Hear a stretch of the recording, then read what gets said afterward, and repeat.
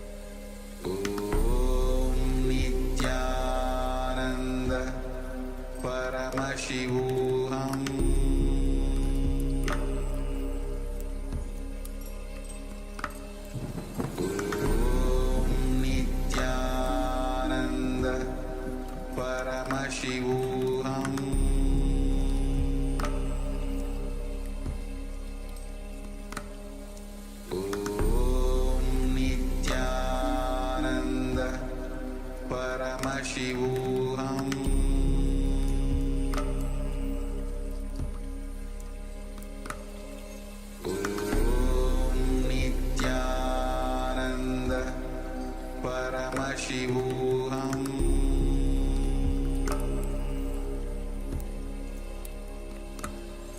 Om Nithyananda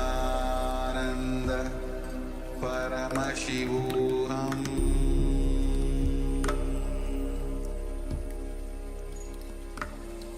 Om Nithyananda Paramashivoham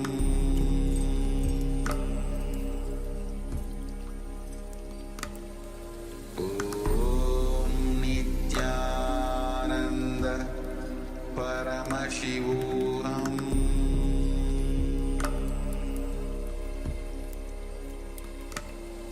Om Nithyananda Paramashivoham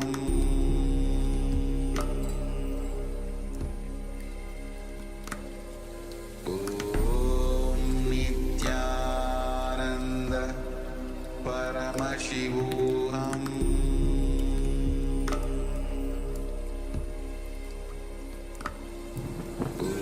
Om Nithyananda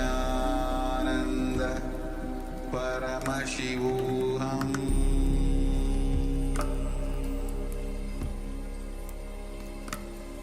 Om Nithyananda Paramashivoham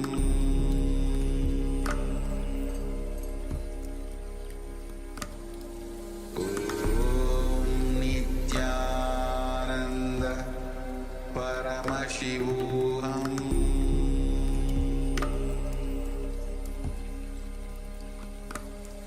Om Nithyananda Paramashivoham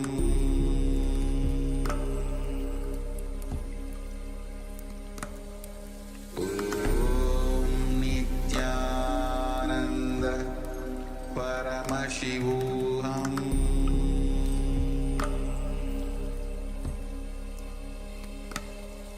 Om Nithyananda Paramashivoham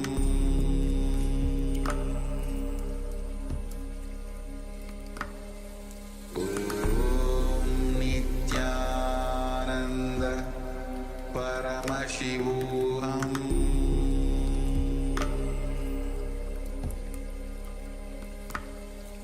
Om Nithyananda Paramashivoham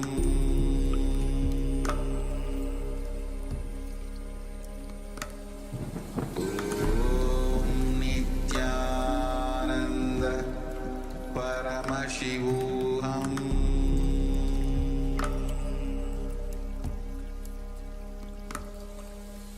Om Nithyananda Paramashivoham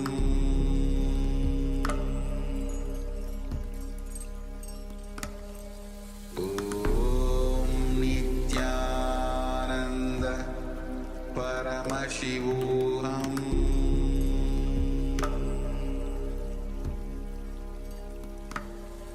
Om Nithyananda Paramashivoham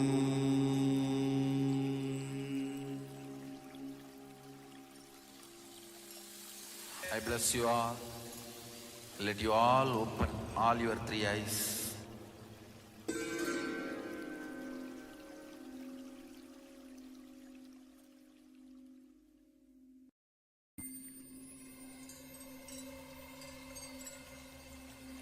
I welcome you all with my love and respect. Let you all open all your three eyes. Om Nithyananda Paramashivoham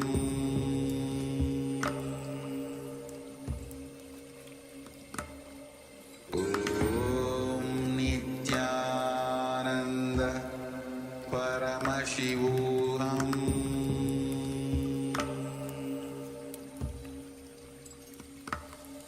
Om Nithyananda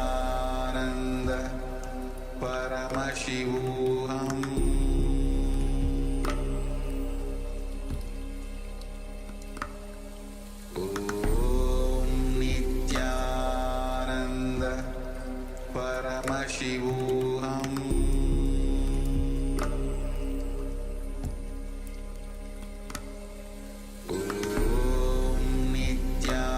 Nithyananda Paramashivoham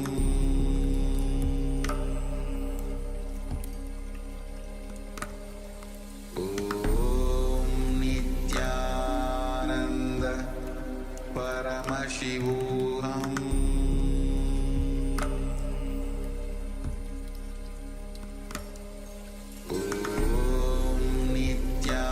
Nithyananda Paramashivoham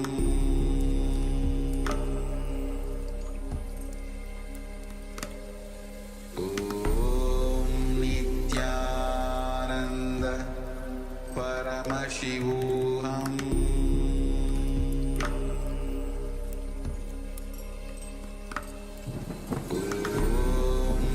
Nithyananda Paramashivoham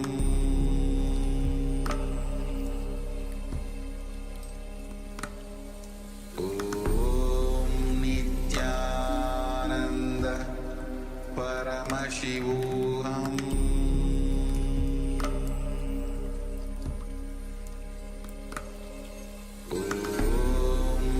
Nithyananda Paramashivoham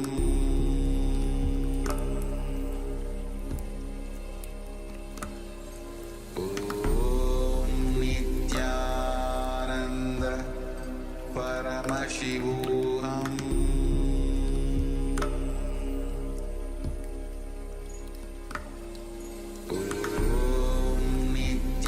Nithyananda Paramashivoham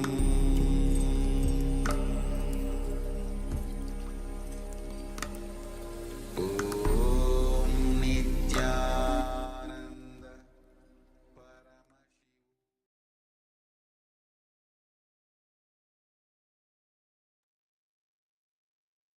Yes. Now, whatever Swamiji manifested through the third eye, whatever you've seen on the page number 45, you can put it in the chat.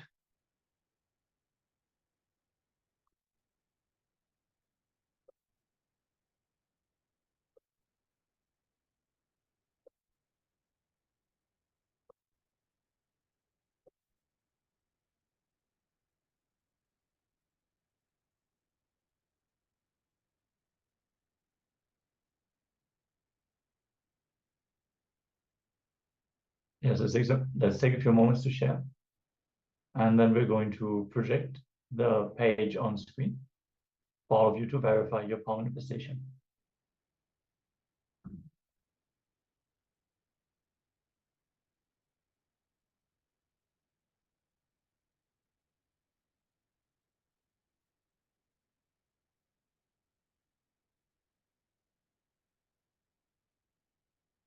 Yes, we're now going to project the page and read it out for you so you can verify whether this aligns with what was revealed to you.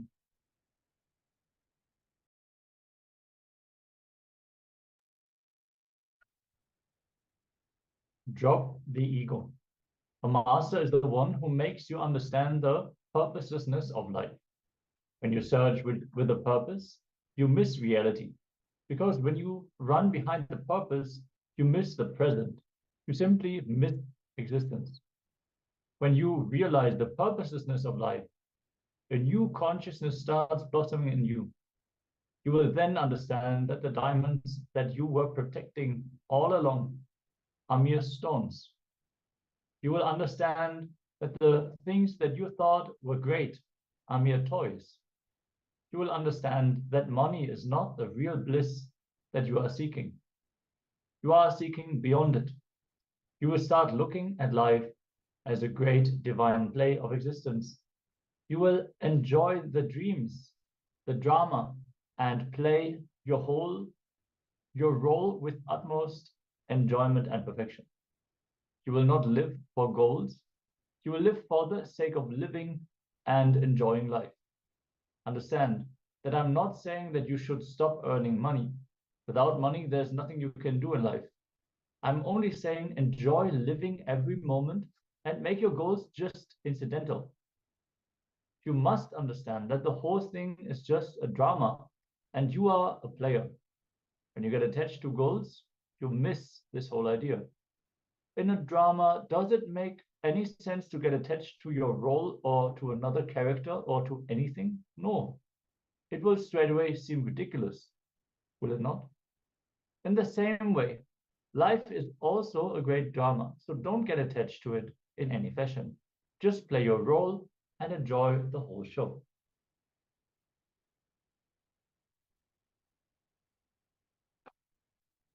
Yes, if you have seen this or any of the sentence, it has been revealed, you can put it in the chat.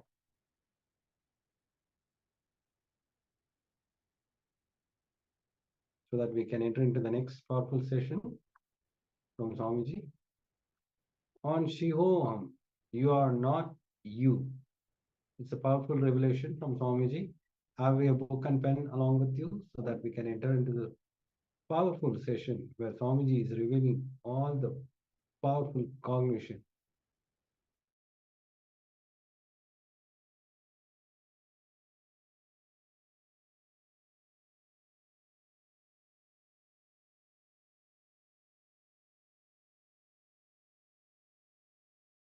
I'm going to introduce you to you. As I said, you are not just the body or your mind or what you cognize as you. Listen, you are not just body or mind or what you cognize as you. Let me show you a simple presentation. Visualize this as a round.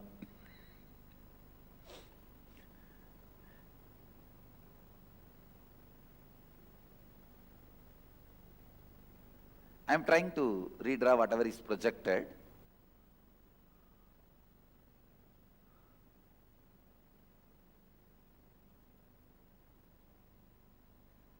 Actually, you are totality of your body. Please, the first component of you is your body, the physical body which you are carrying, which is made out of bone, flesh, blood. This is the first component. Then second is your breathing structure. Inhaling, exhaling, the breathing structure is the second. Third, your mind. Sometimes up, alive, excited, sometimes depressed, sometimes frustrated, sometimes feeling guilty, sometimes feeling alive, bright, sometimes feeling tired, bored. Mind. That is the third part of you. Fourth, what you cognize as you, what in core of you, what you cognize as you, what you feel as you, that's the fourth part of you. Fifth, the bliss, freedom beyond all these four. I can say the glimpse of real you. The real you is not what you think as you. Actually, the real you is covered by what you think as you. So whatever you think as you, your body, your breathing system, your mind, your cognition, when you penetrate all these four, then you realize the real you. You experience the real you. These 5 layers In each layer you have certain mental patterns, incompletions. I can say that when you travel in city,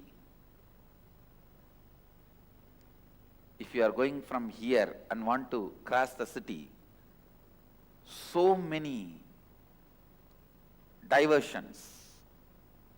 Suddenly one political rally, take diversion. Then road is cut by PWD, take diversion. Road is cut by BSNL, take diversion. Traffic jam, take diversion. Finally, instead of crossing the city, you will end up back in the same road. Now that's what exactly is happening in our life. When you try to cross layer by layer and reach your core, please understand, every day, every one of you are struggling to experience your core. When you are back from your work, the way you throw your shoes, throw your clothes, lie down on the bed, even in that moment, you are trying to reach the real you. Unfortunately, constantly you are facing the boards, take diversion, take diversion, take diversion. Each one of your mental pattern is take diversion board, no entry board. Take diversion, no entry, road closed, maintenance work going on, sorry for the inconvenience. These are the boards you are constantly facing.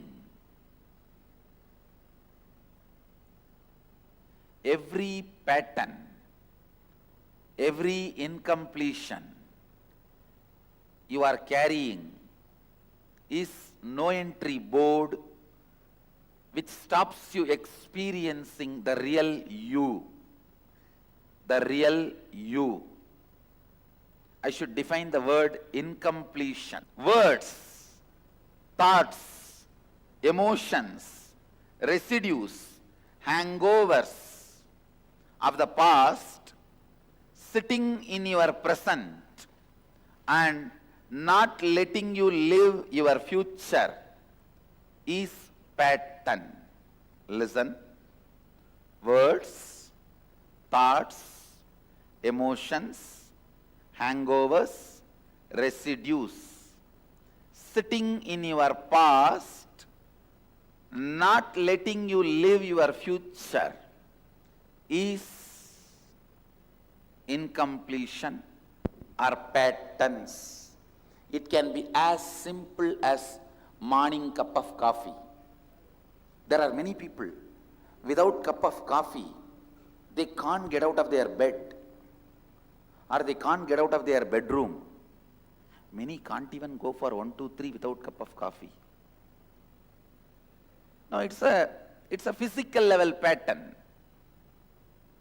It can be as simple as cup of coffee and as complicated as always attracting abusive relationships.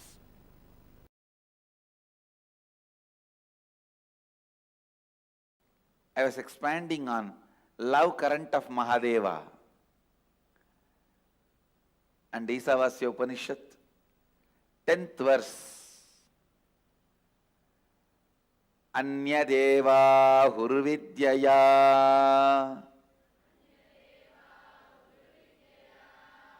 Anyata huravidyaya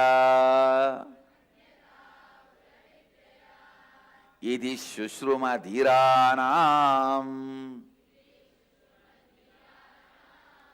Enastat vichachakshire. Please recite along with me. Anyadeva hurvidyaya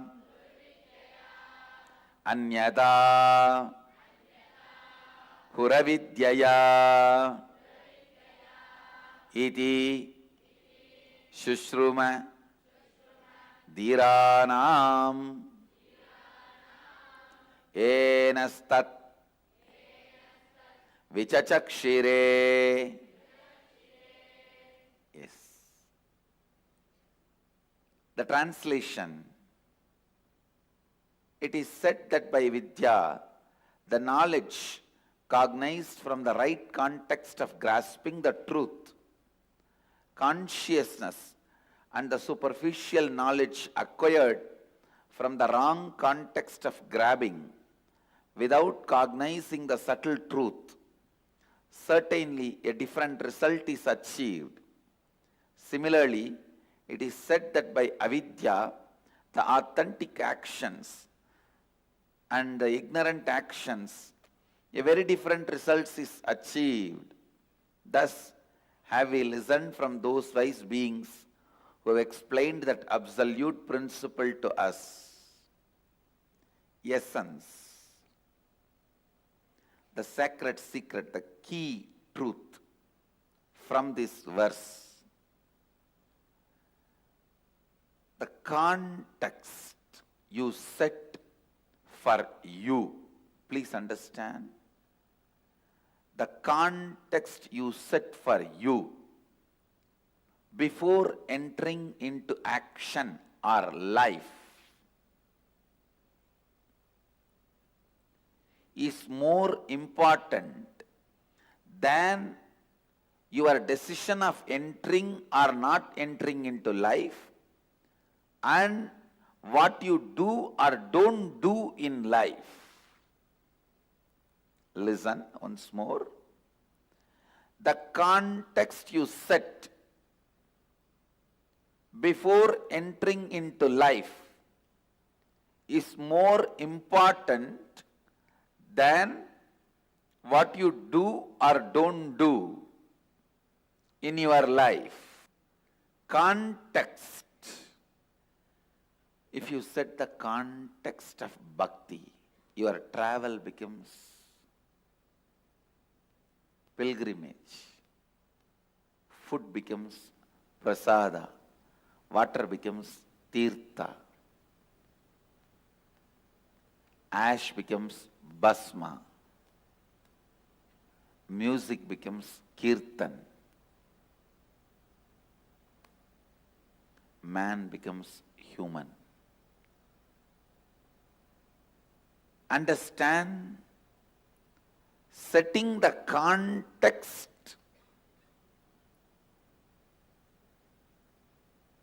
is much more important than the action, commission or omission of acts. Doing something or not doing something. Doing something or not doing something is not that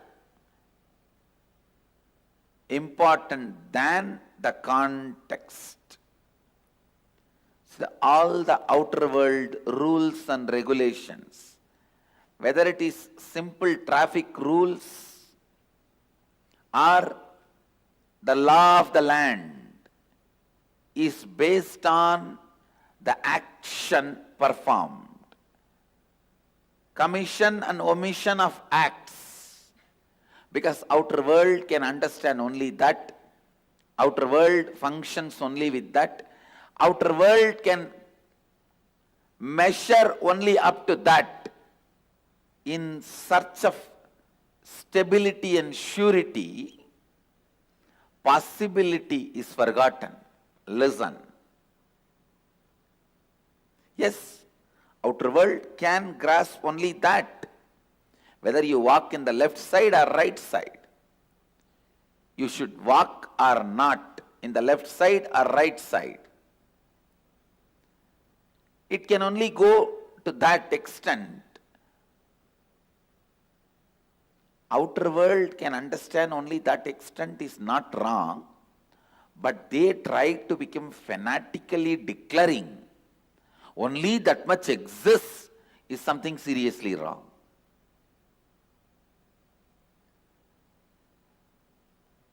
The outer world, materialistic beings,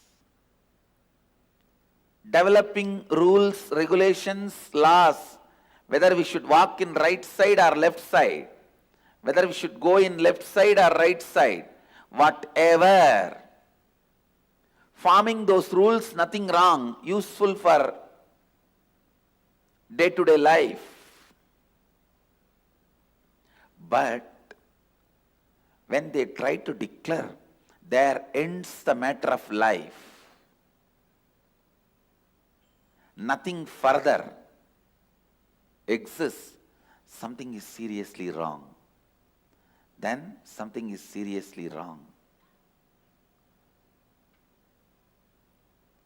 Things which may be conducive, guiding you in day-to-day life, may not help you, may not be conducive, may not be useful in life and death life. Understand? There is something called day-to-day life and something called life and death life.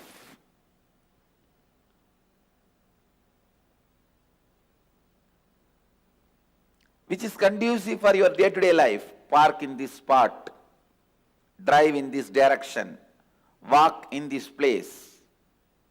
These are conducive for day-to-day life.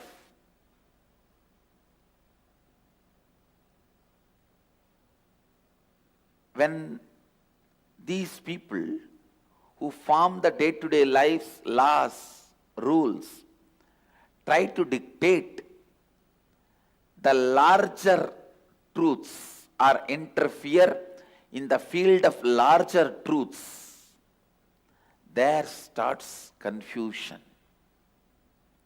There starts ignorance. There starts manipulation. There starts exploitation. There is no lane system among the planets. There is no lane system in life and death, traffic.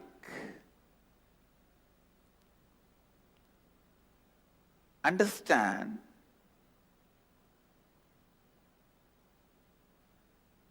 the context set for day-to-day life may not be sufficient for life and death life.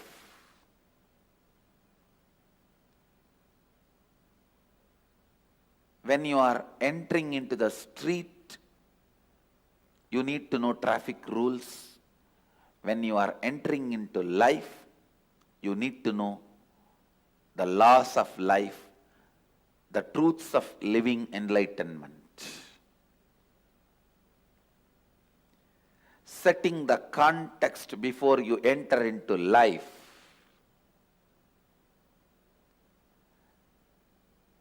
Please understand, life has no remote control. You have to get up and change it. Life has no remote control. You have to get up and change it.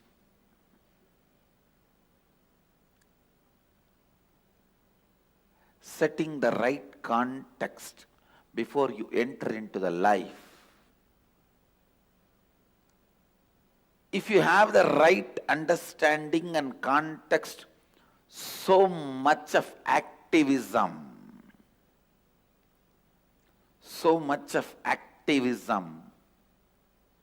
will be there in you. Please understand, being alive, active, intensely active is one of the first qualification for spiritual life.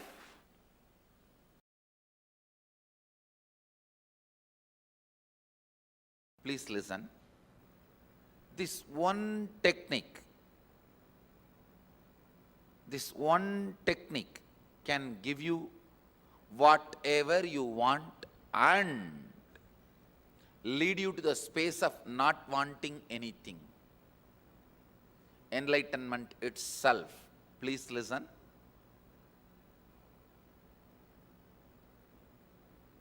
Mahadeva, Shiva, directly initiates this technique to Parvati, this one technique can give you health, wealth, happy relationships, whatever miracles you want in your life, and ultimately enlightenment itself. Please understand, I am not lying. I am not giving you false hope. I am not giving you too much of promises. I am stating the straight fact, straight truth to you. Mahadeva himself, Shiva himself, gives this technique to Parvati in Shivoham. Shivoham is a large literature. Techniques Mahadeva himself taught to Devi, Parvati.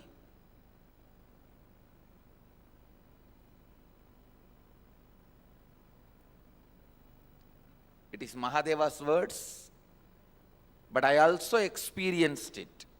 So I also stand for this technique and the truth revealed in this technique.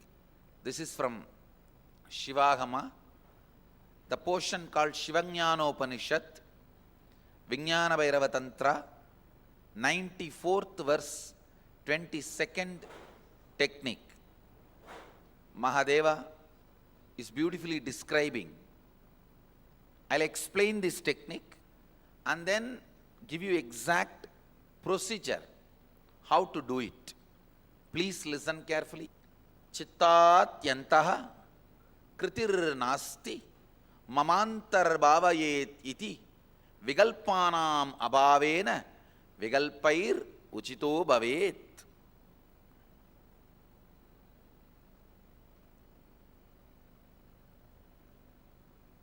It's direct Mahadeva's words.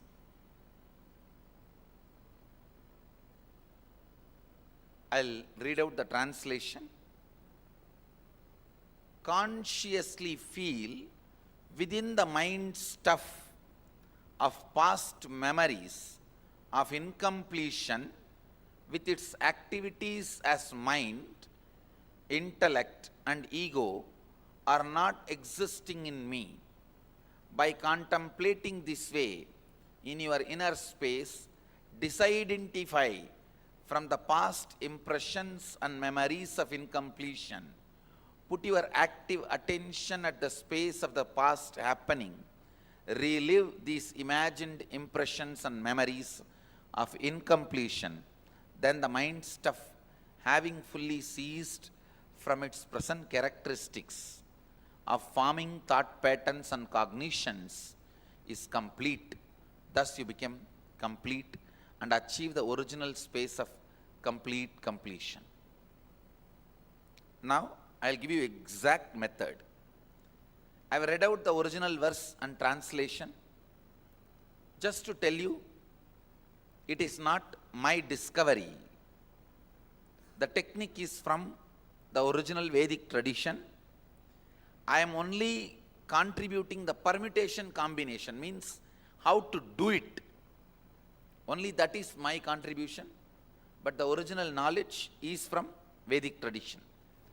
I'll give you an example of incompletion. For example, actually, this is one of the main example I use because I directly saw one person suffering with this problem. One person, when he was a kid, 7 or 8 year old, was walking in the beach with the father. He saw few fishermen fighting with each other. The fight ended in murder. One fisherman got killed. One person was killed. Naturally, the kid ran away from the scene. When he met me, he was at least 40. He says, even now I can't go to beach. Even if I cross beach in the car, I'll have that same palpitation. fear, same engrams coming up. Understand this situation. When I narrated this situation, how many of you feel you also have like this some patterns? Raise your hand. That's all. Now listen.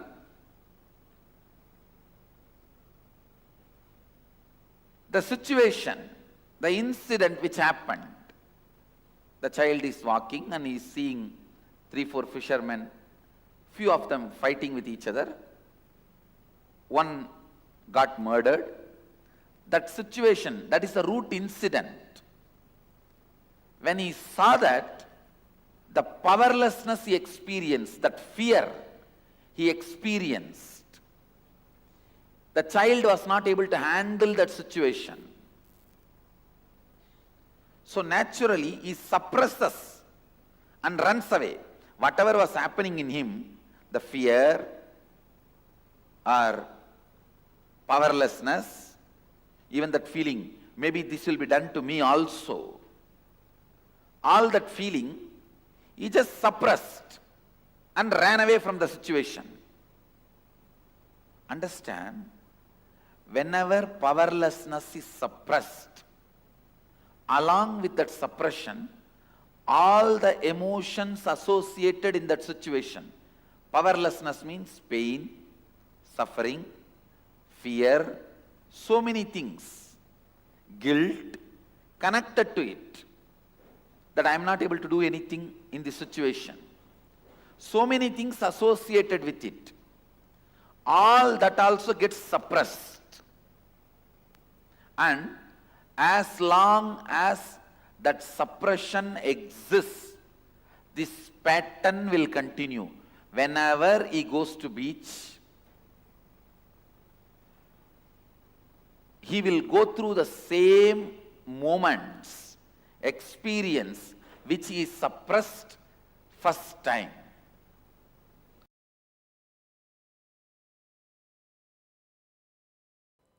You can easily be put in pain if you are a business natured person. Please understand. If you are a business natured person, only one of your shop getting attacked is enough, you will move out of politics. Or you will move out of all the power game. Always try to catch your nature based on your root pattern and fulfill that. That will bring tremendous feeling that you lived. Please understand. The feeling that you lived,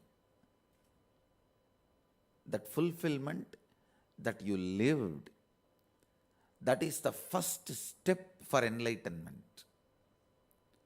See, there are extraordinary Paramahamsas who doesn't even need to enter into life, who can just get everything out of their system and directly get enlightened.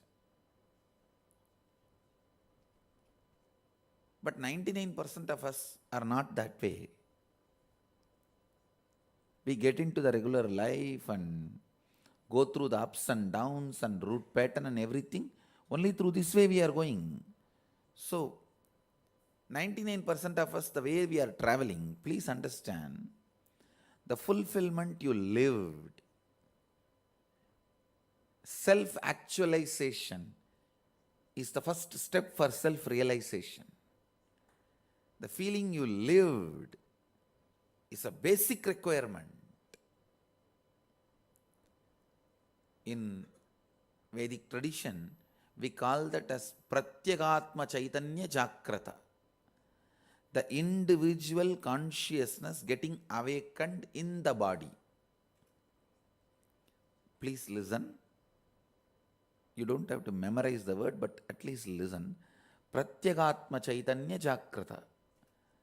The individual consciousness, which you ultimately conscious is not is individual, it is cosmical. It is cosmic. But the individual consciousness, which you perceive as individual consciousness, getting awakened in your body, that is the first step. when that awakening happens, you will have a deep fulfillment. A Vaishya should be Vaishya.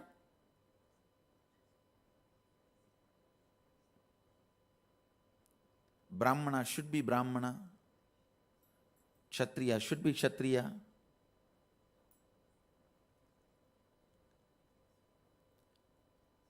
But I don't want to say the Vedic tradition does not allow the growth of the individual. It allows by the inner transformation.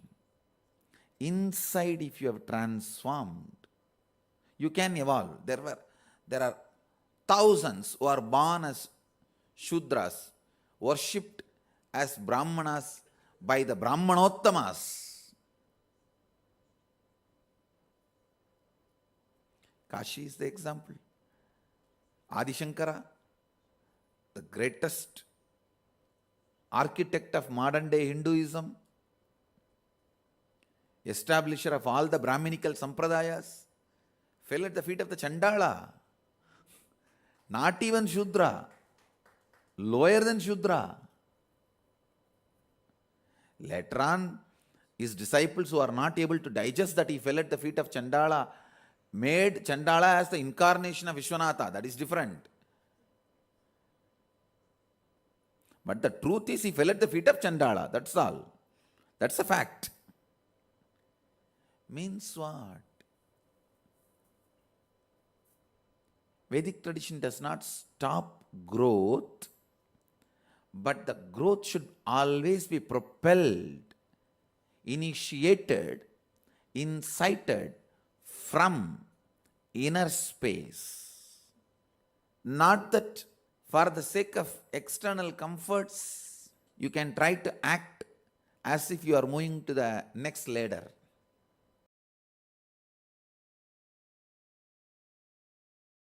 Fear is self-fulfilling, negative prophecy. Please listen. Nothing hurts you in your life than fear.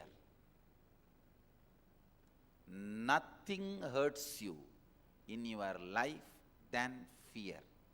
Listen. Listen. I'll repeat. Nothing hurts you in your life than fear. Fear. Even if you have some blind technique to break the fear, I tell you, follow it. Now people have really some blind techniques.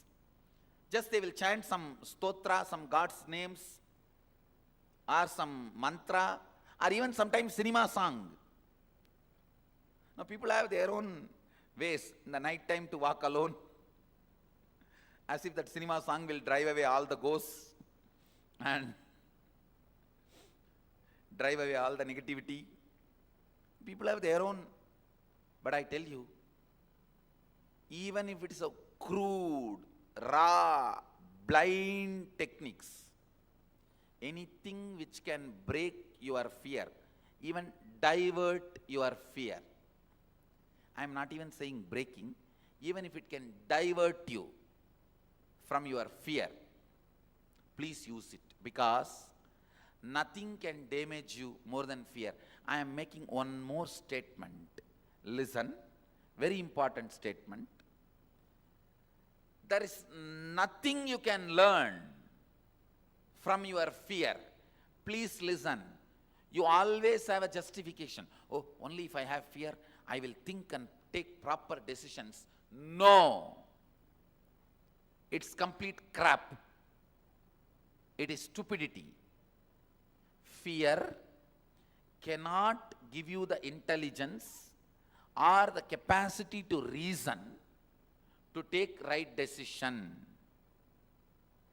So just do not carry any justification to keep your fear alive. Please listen. How many of you have some justifications to keep your fear alive? Raise your hand. All justification is crap. Understand. Make this as a clear understanding within you today. Fear does not help you or awaken your right intelligence to take decision. Out of fear, you never made right decisions. If you believe the fear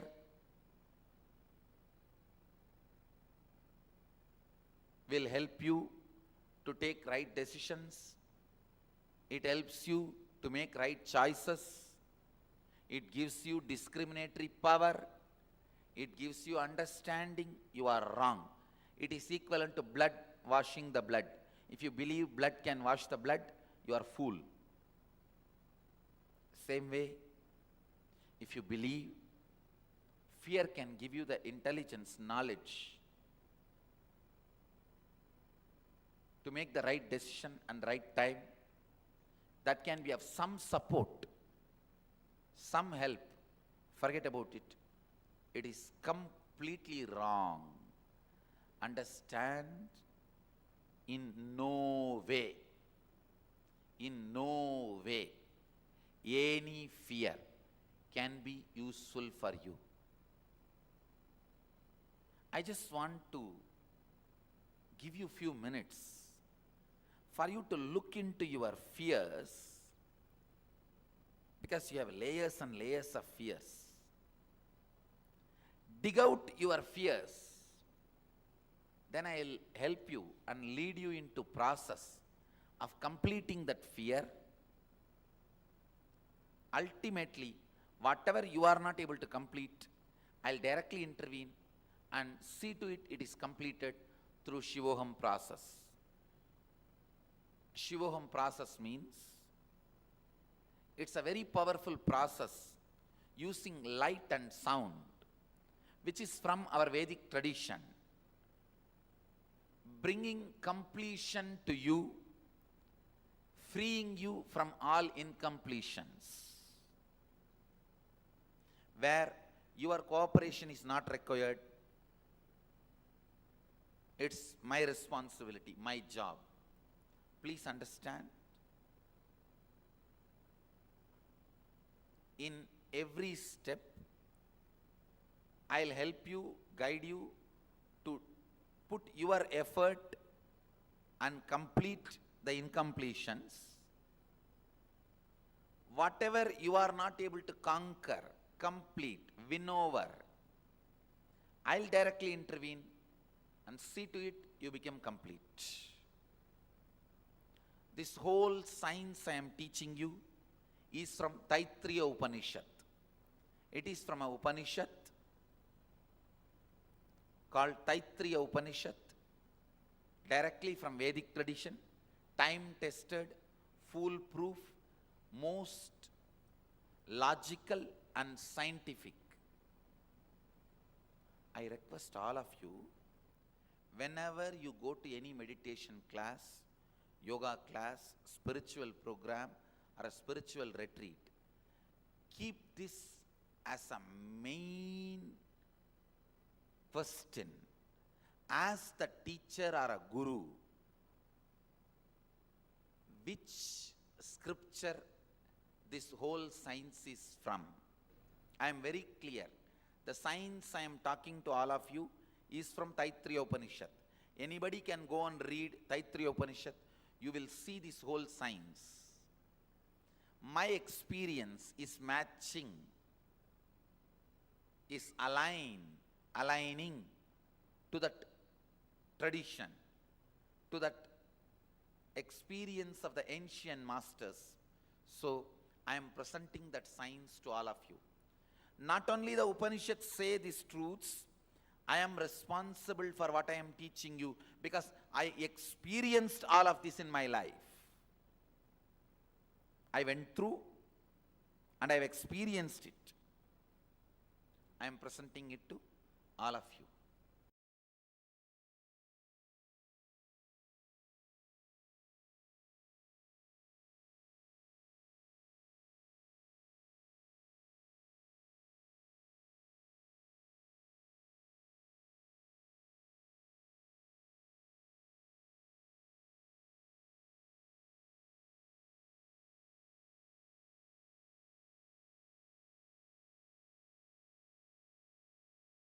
think this Kriya helps people to receive teleported objects or materialize. I designed this Kriya mainly only for curing memory loss, means curing all memory related problems, issues. But after doing R&D with it Kriya, I realized that part of the brain is also getting awakened. See, your memory and part of the brain which is related to receiving teleported objects, both are one and the same. Telepathy and teleportation, both parts are one and the same. So I see people getting awakened to that power also.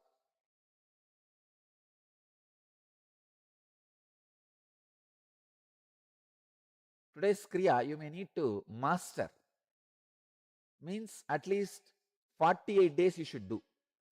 Only then completely the problem will be cleared, but it will be healed once for all. This Kriya will heal all problems related like Alzheimer's,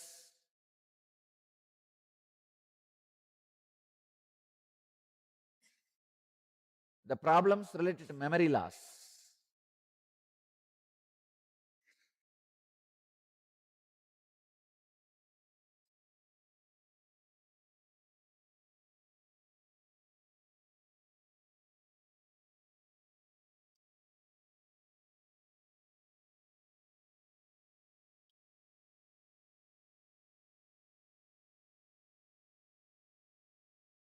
Please come to the Virasana. Virasana is from Garanda Samhita Upadesha 2, verse 17. Place one foot on the other thigh and fold the other foot backwards. This is termed as Virasana. Sit in this posture and inhale and exhale in a relaxed way for a few seconds. Let your body settle with that muscle tension.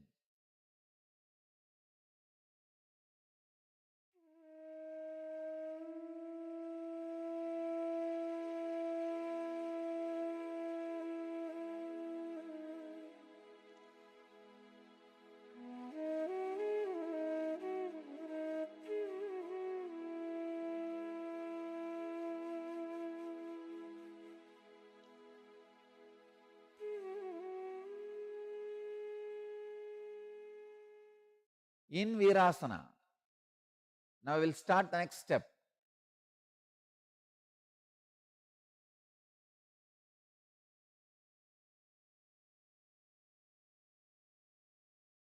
Nada Kumbhaka. Chant the Homkara when you inhale deeply for prolonged time and hold with Omkara inside, exhale in a prolonged way with Omkara. Let me show you.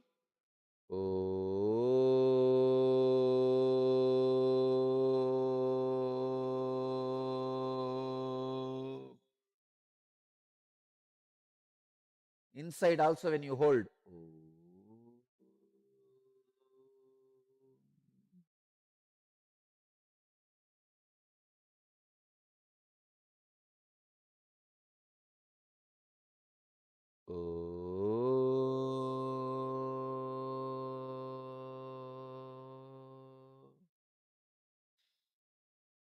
Understand? When you inhale with a prolonged way,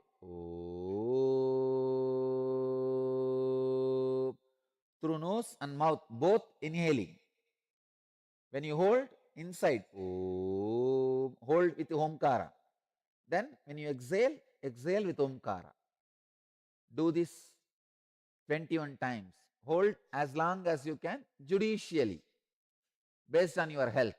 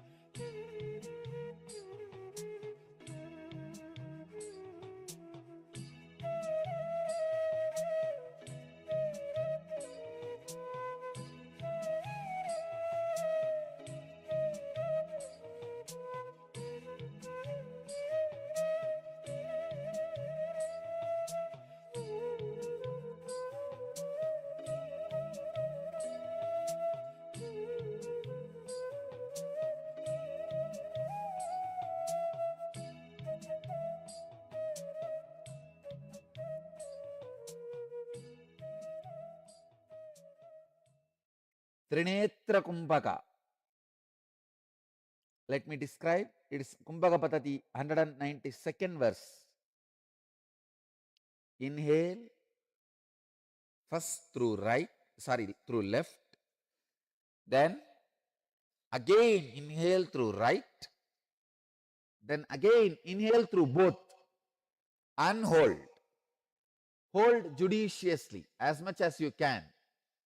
Then slowly exhale through both nostrils. Do this 21 times.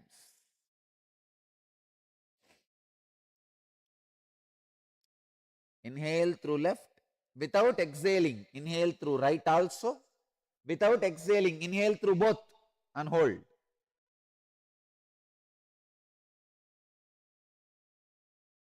Hold judicially as long as you can, and when you can't hold anymore, exhale very slowly.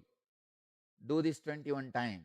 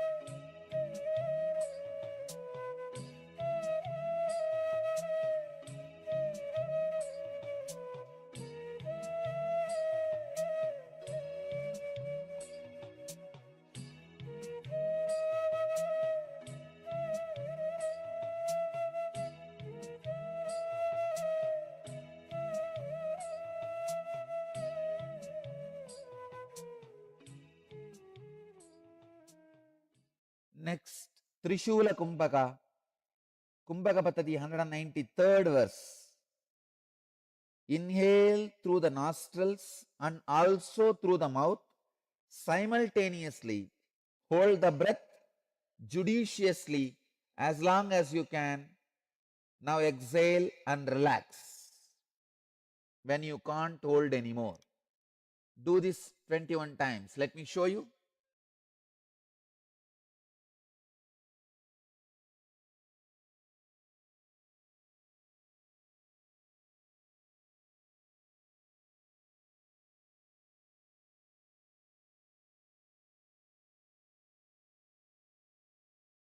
Do it 21 times.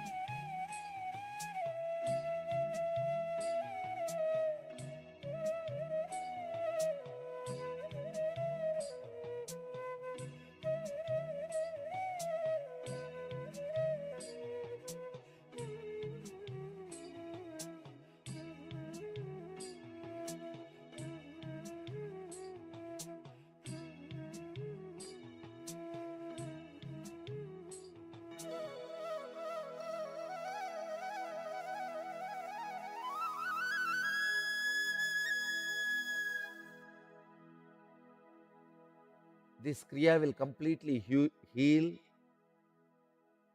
and cure all the problems related to memory loss. And if you do this regularly, your memory will be enhanced.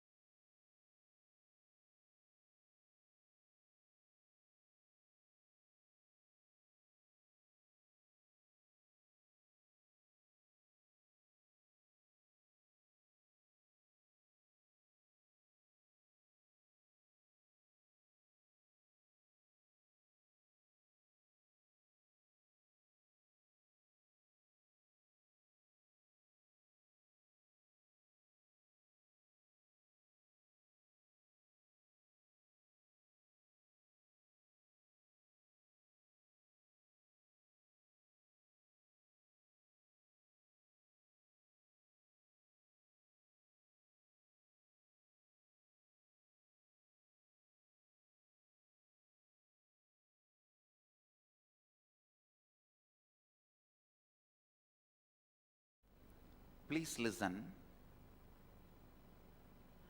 Nothing hurts you in your life than fear. Nothing hurts you in your life than fear. Listen. Listen. I'll repeat. Nothing hurts you in your life than fear. Fear. Even if you have some blind technique to break the fear, I tell you, follow it. Now people have really some blind techniques. Just they will chant some stotra, some God's names, or some mantra, or even sometimes cinema song. Now people have their own ways in the night time to walk alone, as if that cinema song will drive away all the ghosts and drive away all the negativity. People have their own, but I tell you, even if it is a crude, raw, blind techniques, anything which can break your fear, even divert your fear. I am not even saying breaking, even if it can divert you from your fear, please use it, because nothing can damage you more than fear. I am making one more statement. Listen, very important statement. There is nothing you can learn from your fear. Please listen. You always have a justification. Oh, only if I have fear, I will think and take proper decisions. No. It's complete crap. It is stupidity. Fear cannot give you the intelligence or the capacity to reason to take right decision. So just do not carry any justification to keep your fear alive. Please listen. How many of you have some justifications to keep your fear alive? Raise your hand. All justification is crap. Understand. Make this as a clear understanding within you today. Fear does not help you or awaken your right intelligence to take decision. Out of fear, you never made right decisions. If you believe the fear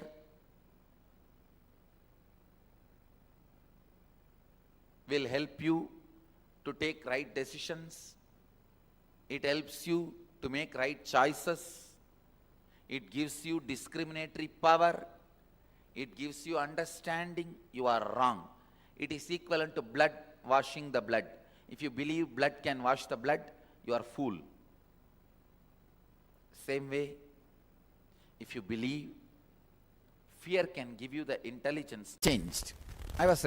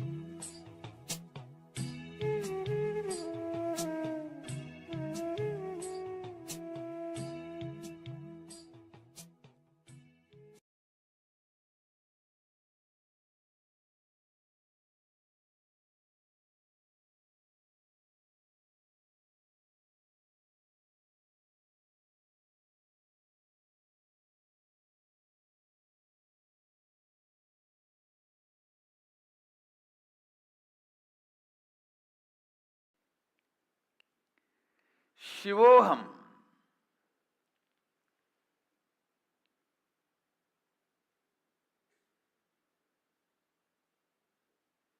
This truth is not only a reality, it can be a powerful medicine, antidote for all the root patterns you develop, parental conditionings you develop, societal conditionings you develop, and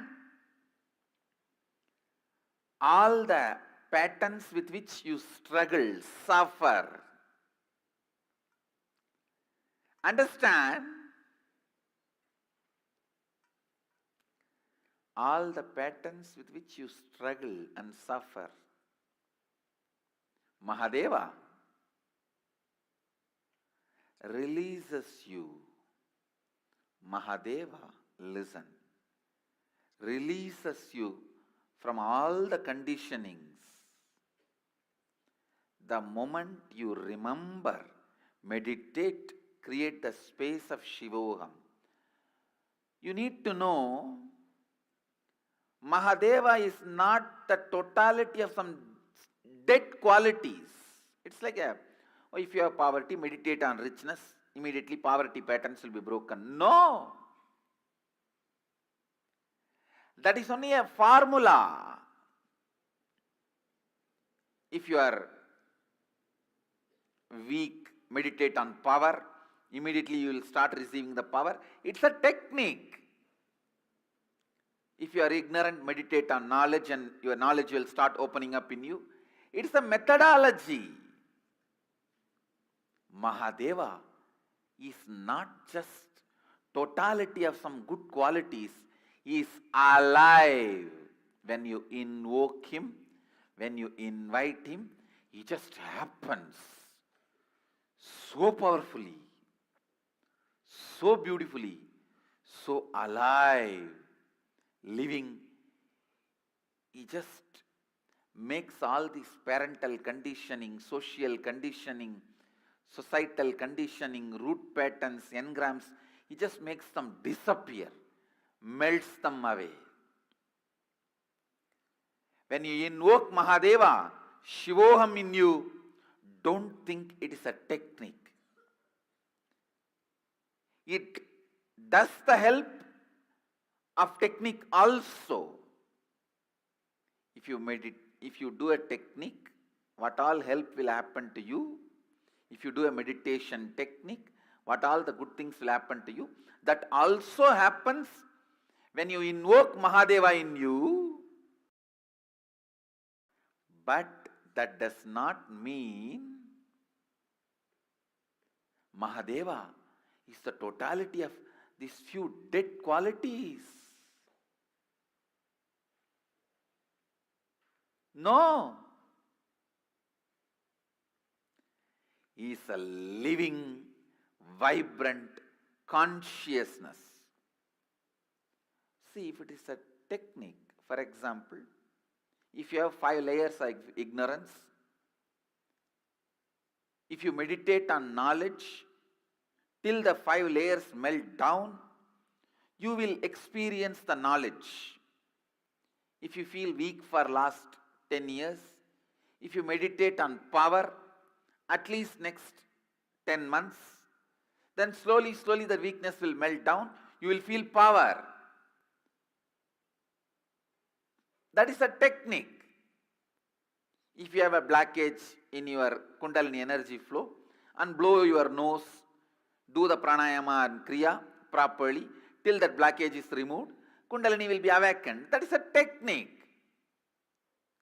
But when you meditate Shivoham, it is not the strength of your meditation is going to decide the experience of Shivoham. No. He is conscious intelligence. You invoke him, you request him, Prabhu, please be awakened in this body, in this mind, in this buddhi, in this intelligence. Let you radiate whatever I know as me, aham. I am surrendering at your feet. I am completing it at your feet. Let you be.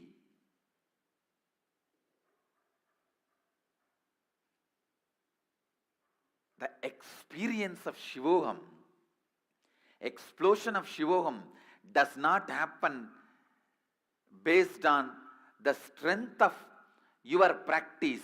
No. It happens because he is intelligent. He is consciousness. So he just explodes. It is not like a technique. What you do, you get the result. No. You invoke him, he fills you. He is there. He is there. He is there.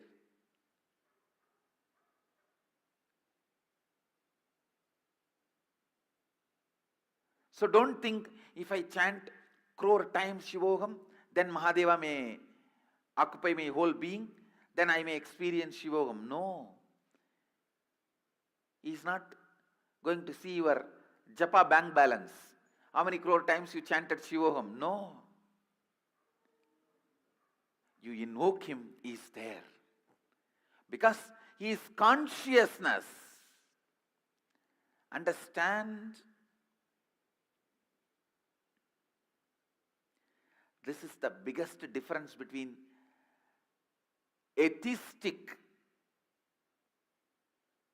non-dual philosophies and theistic non-dual philosophies. In theistic, listen, in atheistic non-dual philosophies, they say any quality you meditate, you imbibe that quality. In theistic non-dual philosophy, we say, apart from the power of our meditation, that quality, source of that quality is intelligence, so it fills you the moment you invoke it.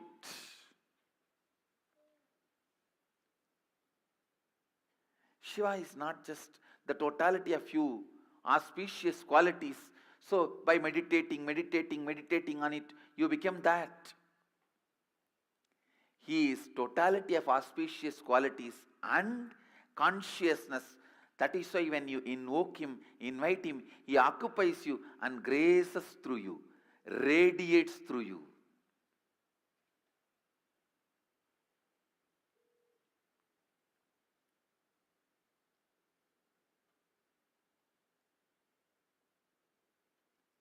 Not only he introduces himself to you, he introduces himself through you to everyone. He introducing himself to you is authenticity. He introducing himself through you to others is enriching. Mahadeva is the conscious intelligence. Shivoham is not technique, it's a conscious process. Meditate on Shivoham. Don't think your japa repetition, the strength of your meditation is going to bring the results. No. He is conscious intelligence. You meditating is nothing but invoking him, requesting him to fill you, to radiate through you.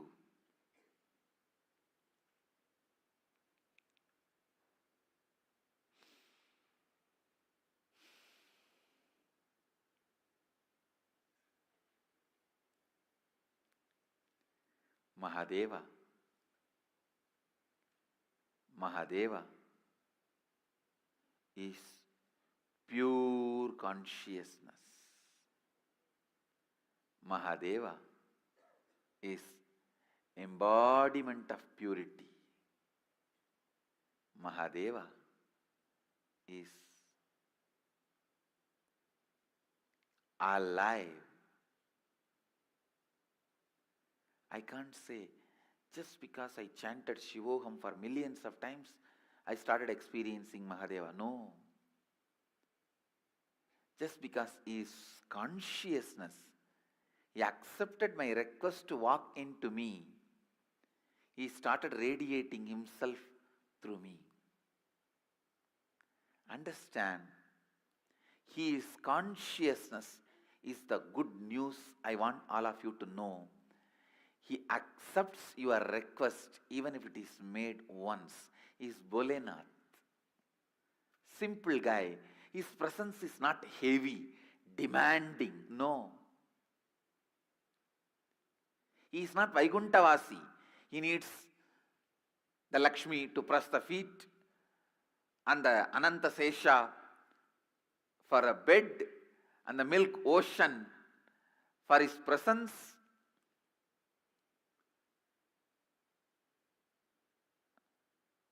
And all the best things, Shamantaka, the best, greatest jewelry for wearing. No, I am not disrespecting Vishnu. All I am trying to tell you is, Mahadeva is Bholenath. Even if you are already depressed like a cremation ground, you are almost there, your whole mind is dull, dead, depressed cremation ground, even then, he is happy to dance there. And all your thinking, feeling, everything is full of negativity, negativity, negativity, negativity like a ghost. Even then, he is ready to have you as his companion. Understand? He is too simple and his presence is not that heavy. His presence is powerful but not heavy. Heavy means demanding. Powerfulness is different. Heavy is different. Is Bholenath. His presence is never demanding. His presence is so powerful, but not demanding. Understand? Invoke him, request him, pray to him, ask him, invite him to your inner space. Mahadeva, whatever I know as Aham is a bunch of my root patterns, social conditionings, parental conditionings, layers and layers of patterns, samskaras, and the past life karmas. But this is not too big for you. You can burn all this, and this cannot be the reason why you are not happening through me. Can this stop you happening in me? I am completing this and surrendering at your feet. O Prabhu, happen in me. O Mahadeva, happen in whatever I feel as me. Let Aham become Shivoham. Let Aham become Shivoham. Invite him. Invoke him. Request him. Understand, he is conscious, alive, present. I can't say he happened to Brahma and Vishnu and Devi on this very day. I should only say he is still happening. He is happening. It is past, present, future, continuous tense. I will create a new tense. I can't say it is past tense, present tense, future tense, or past, present, continuous tense. Past, present, future, continuous tense. That's the meaning of eternal. That's the meaning of eternal. Understand? He is Bholenath. He is powerful, but he is not heavy. is not demanding. You can have 10,000 SDHD, self-doubt, self-hatred, self-denial, but that cannot stop Mahadeva getting invoked in you. He can just happen and remove, burn all those SDHDs in a second. The moment you invoke him, he burns it away. I tell you, Shivoham is not just technique, it's a space. It's a powerful space.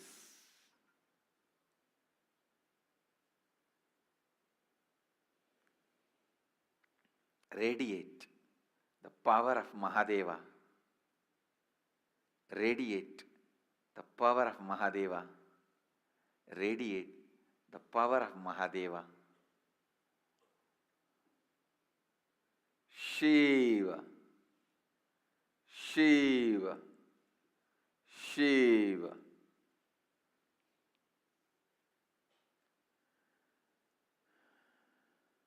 As I said,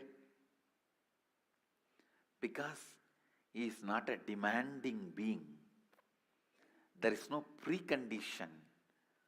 Who can experience Shivoham? Who can't experience Shivoham? No.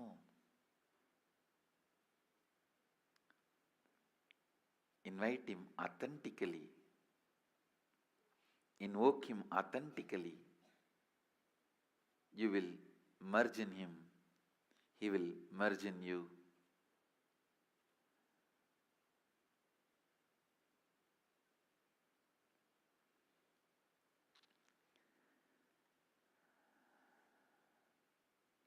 The ocean of consciousness, pure consciousness, Mahadeva, happens and radiates. He radiates. He happens. Shiva, Shiva, Shiva, Shiva, Shiva, Shiva, Shiva. Essence of today's satsang. Invoke him, invite him.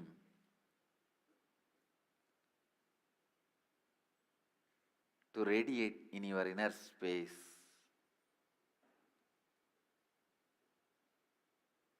With the power of Shivoham, making Shivoham as the experience. Actually, when I saw the tortoise first time I saw tortoise in my life, near Thiruvannamalai on Satanur Dam. There is a dam near Thiruvannamalai where they have this crocodile park and they have few tortoise also. Huge one. Must be at least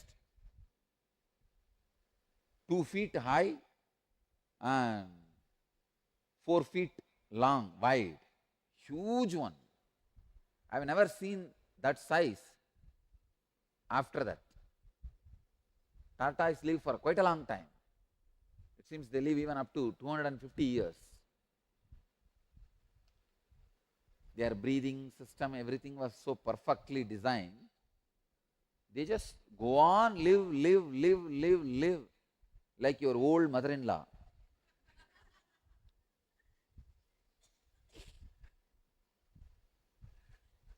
Or the old father-in-law who is sitting on a lot of property. If your father-in-law is sitting on a lot of property, you will really feel he is living very long. Huge size. And you know, these kids, the moment they see that tortoise or any animal, they try to throw some fruit or sweet, or they try to feed. So all these group of boys, all of us went from the school. Usually in the schools, they'll take you for the education trip and all that. useless thing. It is just little fun. You go with all the students and jump around, and that's all, nothing much. So,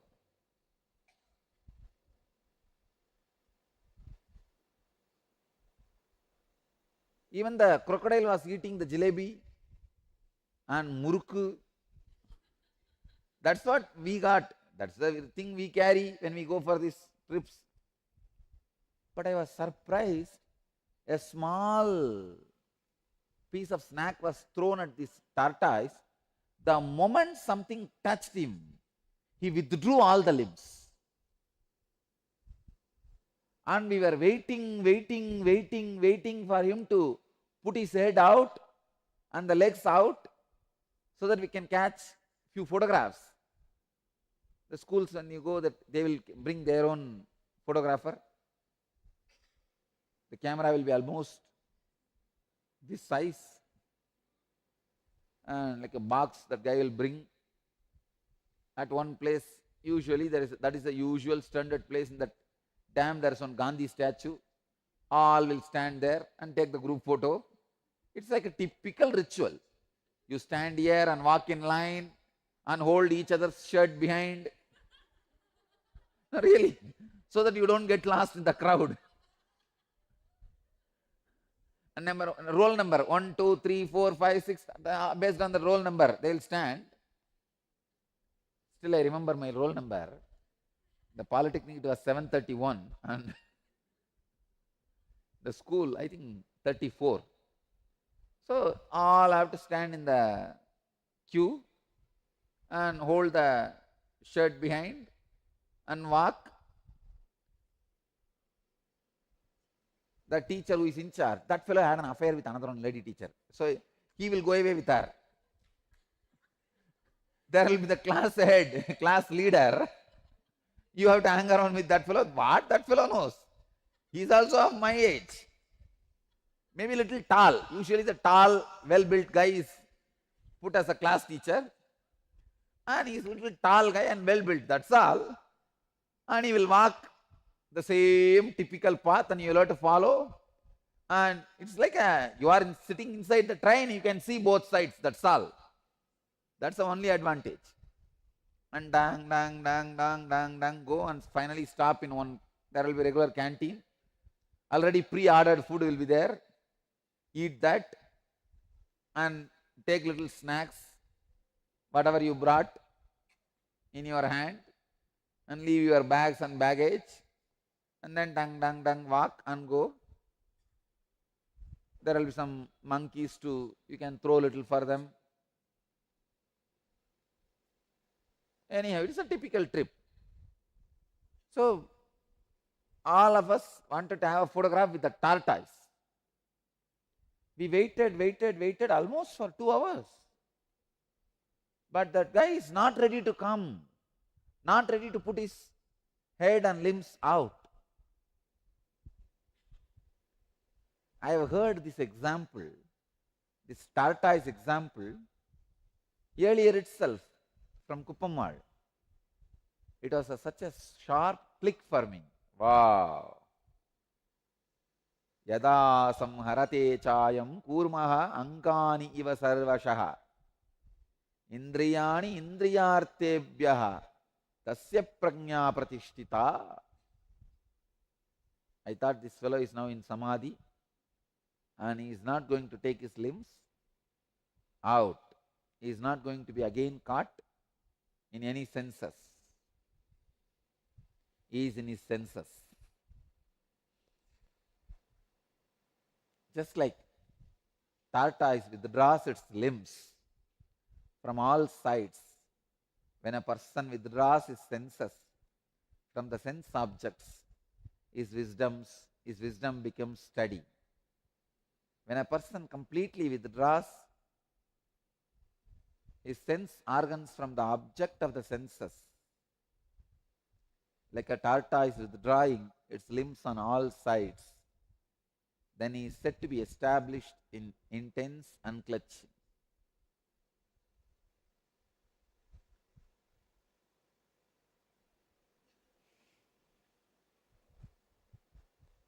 Keyword.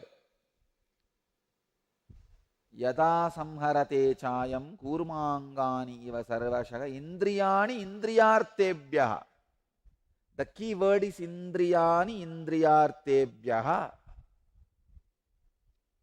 Withdrawing sense organs from the object of the senses, like a tortoise withdrawing its limbs.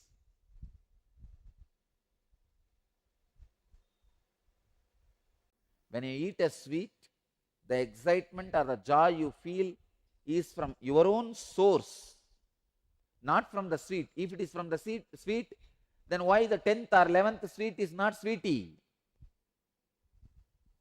Why you don't feel the same taste, excitement by 11th or 12th sweet? As per the law, it is supposed to be expanding. 1 sweet, 2 sweet, then more excitement, 3 sweet, more excitement. But here, by 10th sweet, the excitement not only reduced, it's lost. Once I remember, this Dome Raja of Manikarnika Ghat. Dome Raja is the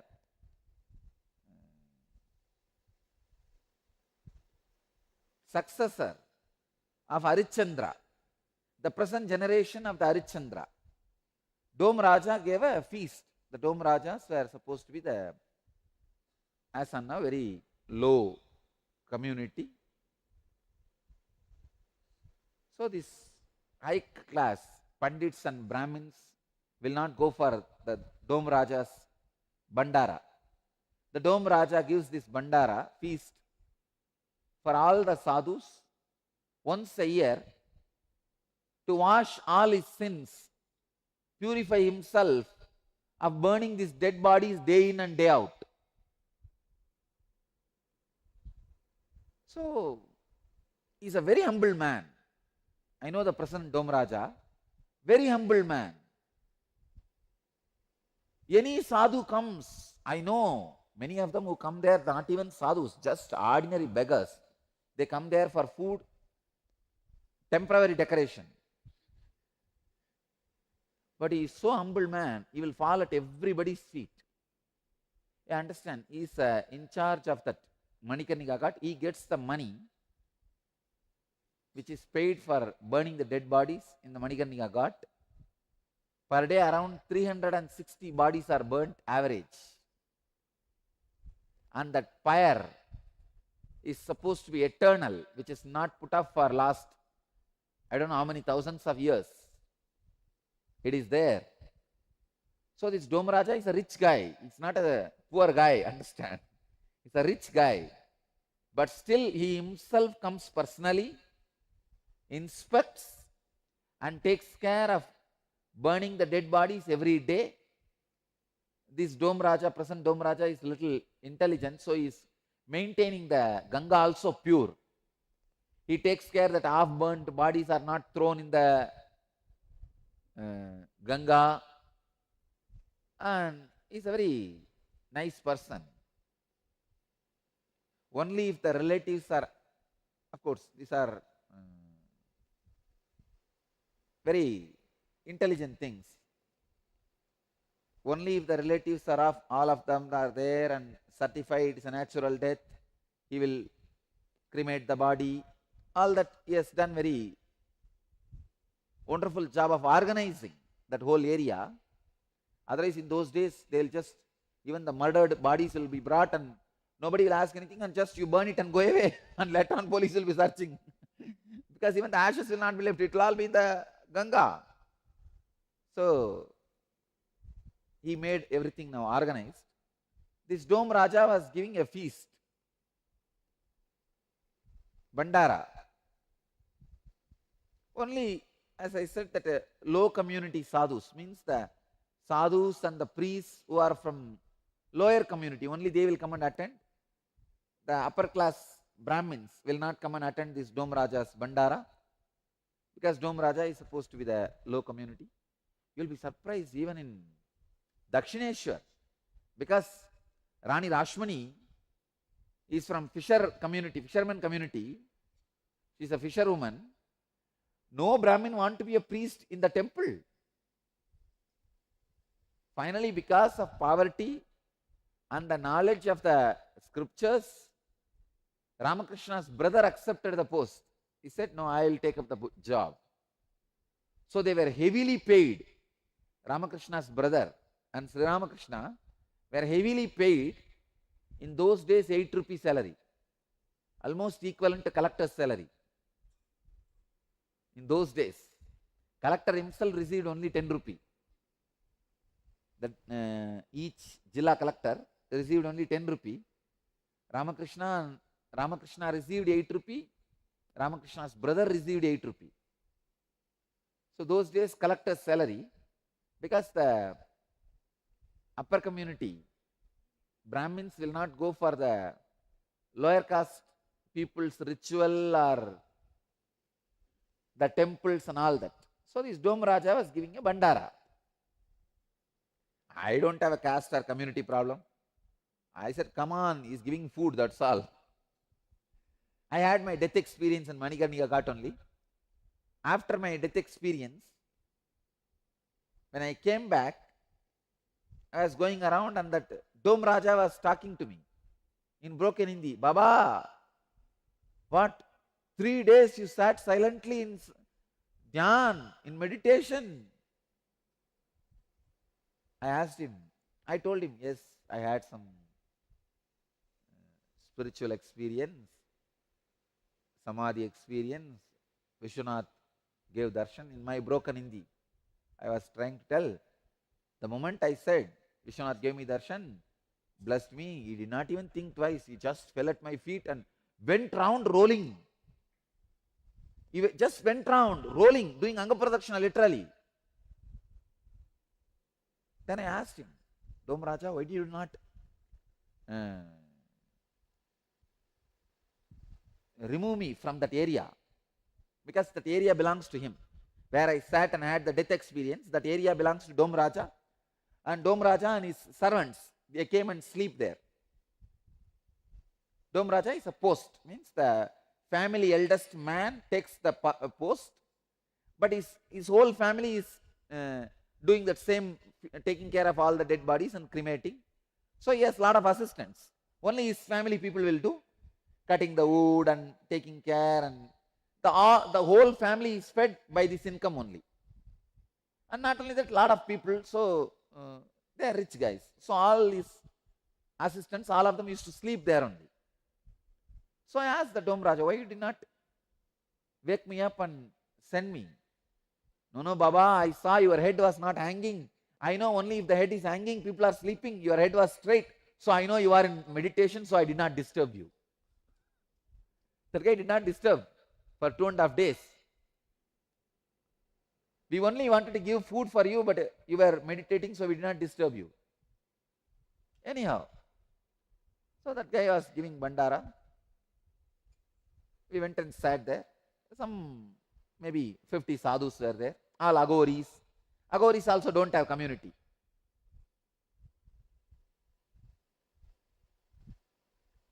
Agoris and some Vedantic sannyasis who are from the low community.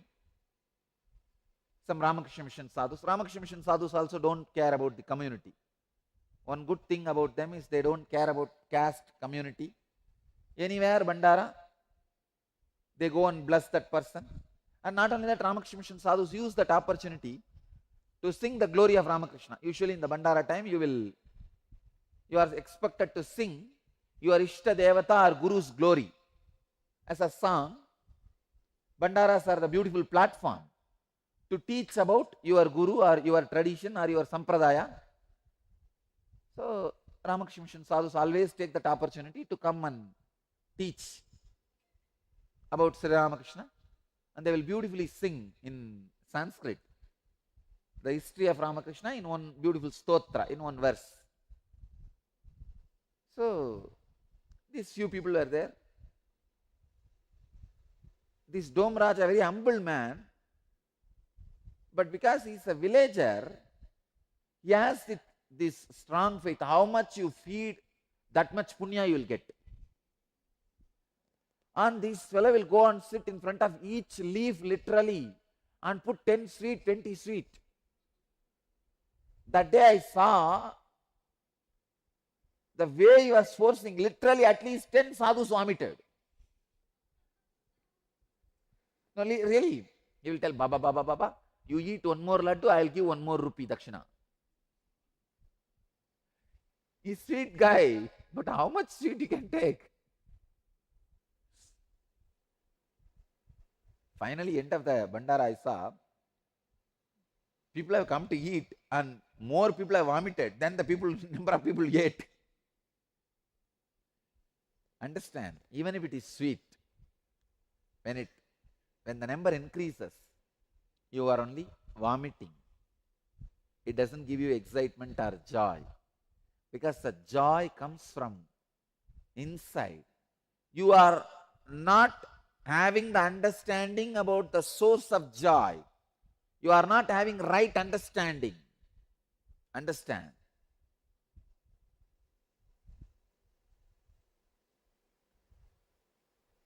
A small story. After closing time at a bar, a drunk was proudly showing off his new apartment to a couple of his friends. Fully drunk, he is taking his 2 friends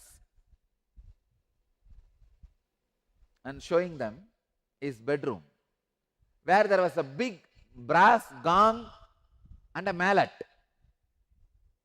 The friends asked, what is that big brass gong?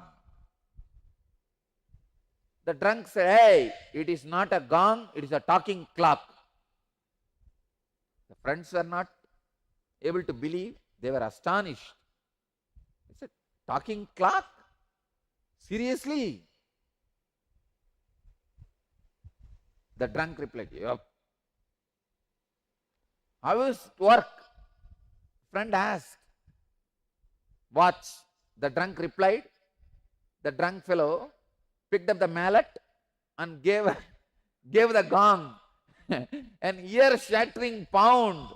Dong!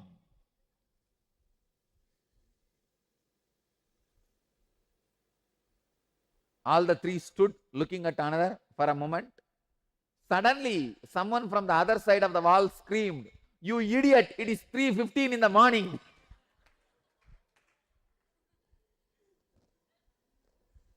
Understand? The sound is not coming from the clock. It is coming from the neighbor. Same way, joy is not coming from the sweet.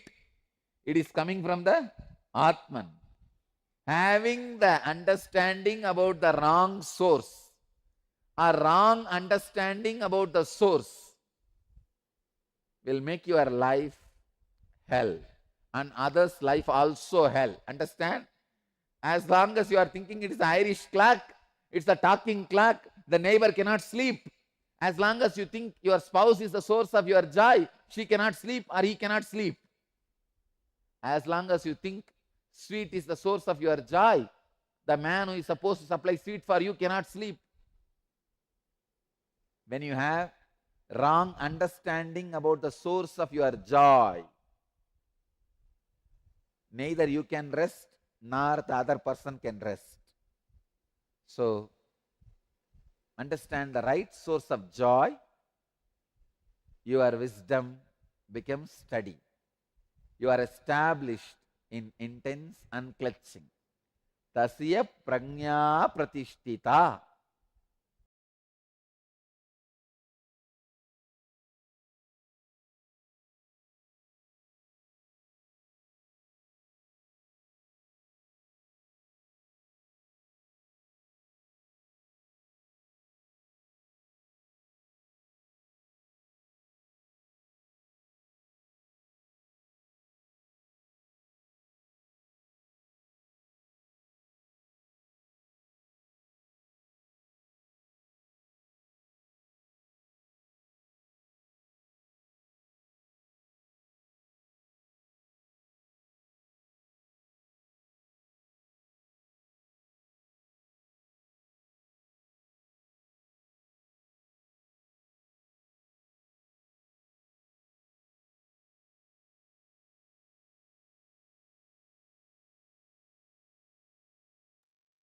Yes. So many beautiful sharings from Swamiji on his own death experience in the Manikarnika Ghat. The experience of Shivoham and on the light within. If you have powerful cognition that you have received in this session, do share it in the chat. Fear of being judged, fear of ruin, fear of loss. Okay, thank you for sharing. It's always welcomed when you share your experiences. Also, if you have any questions, if there's any concepts, any doubts about what Swamiji has been sharing in the sessions, do let us know so we can shine light on that as well. For now, we're getting ready to enter into the Kumbh Mela preparations. The celebration of the Mahakumbh Mela, which is going to happen. We're going to receive the introduction, the right context, and also the darshan preparation.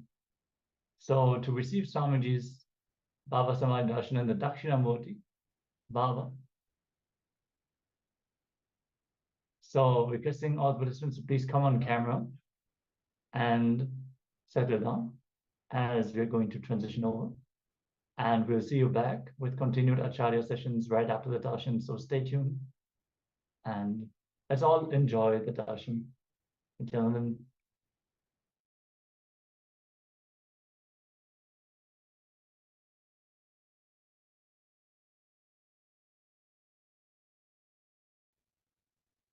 And I'm sorry about that for the technical glitch. Yes. So there's another beautiful story. One day, a guru and a disciple is walking by the banks of a river. And the disciple is a very sincere disciple. He's been connected to the master for a long time. What happens is, on the way, as the guru is walking, the disciple slips and falls into the river. He falls into the water and he's terrified. This guy doesn't know swimming and he can't swim and he is terrified. So he starts like trying to beat the water and he tries to come up and he says, he starts screaming.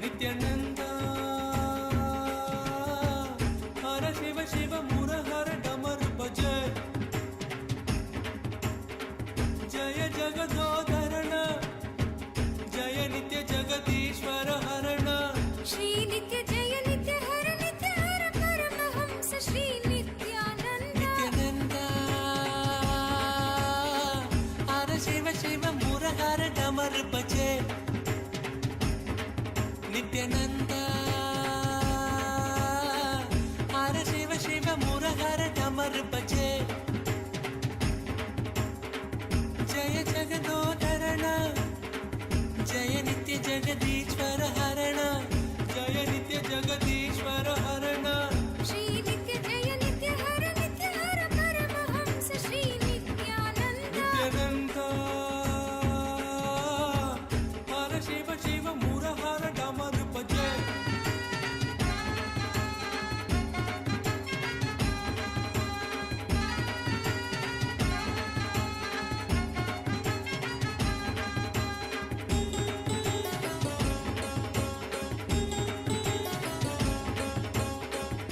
दर्शन नित्य दीजो भगवान नित्य परम दयालु भगवान Shri Nityanand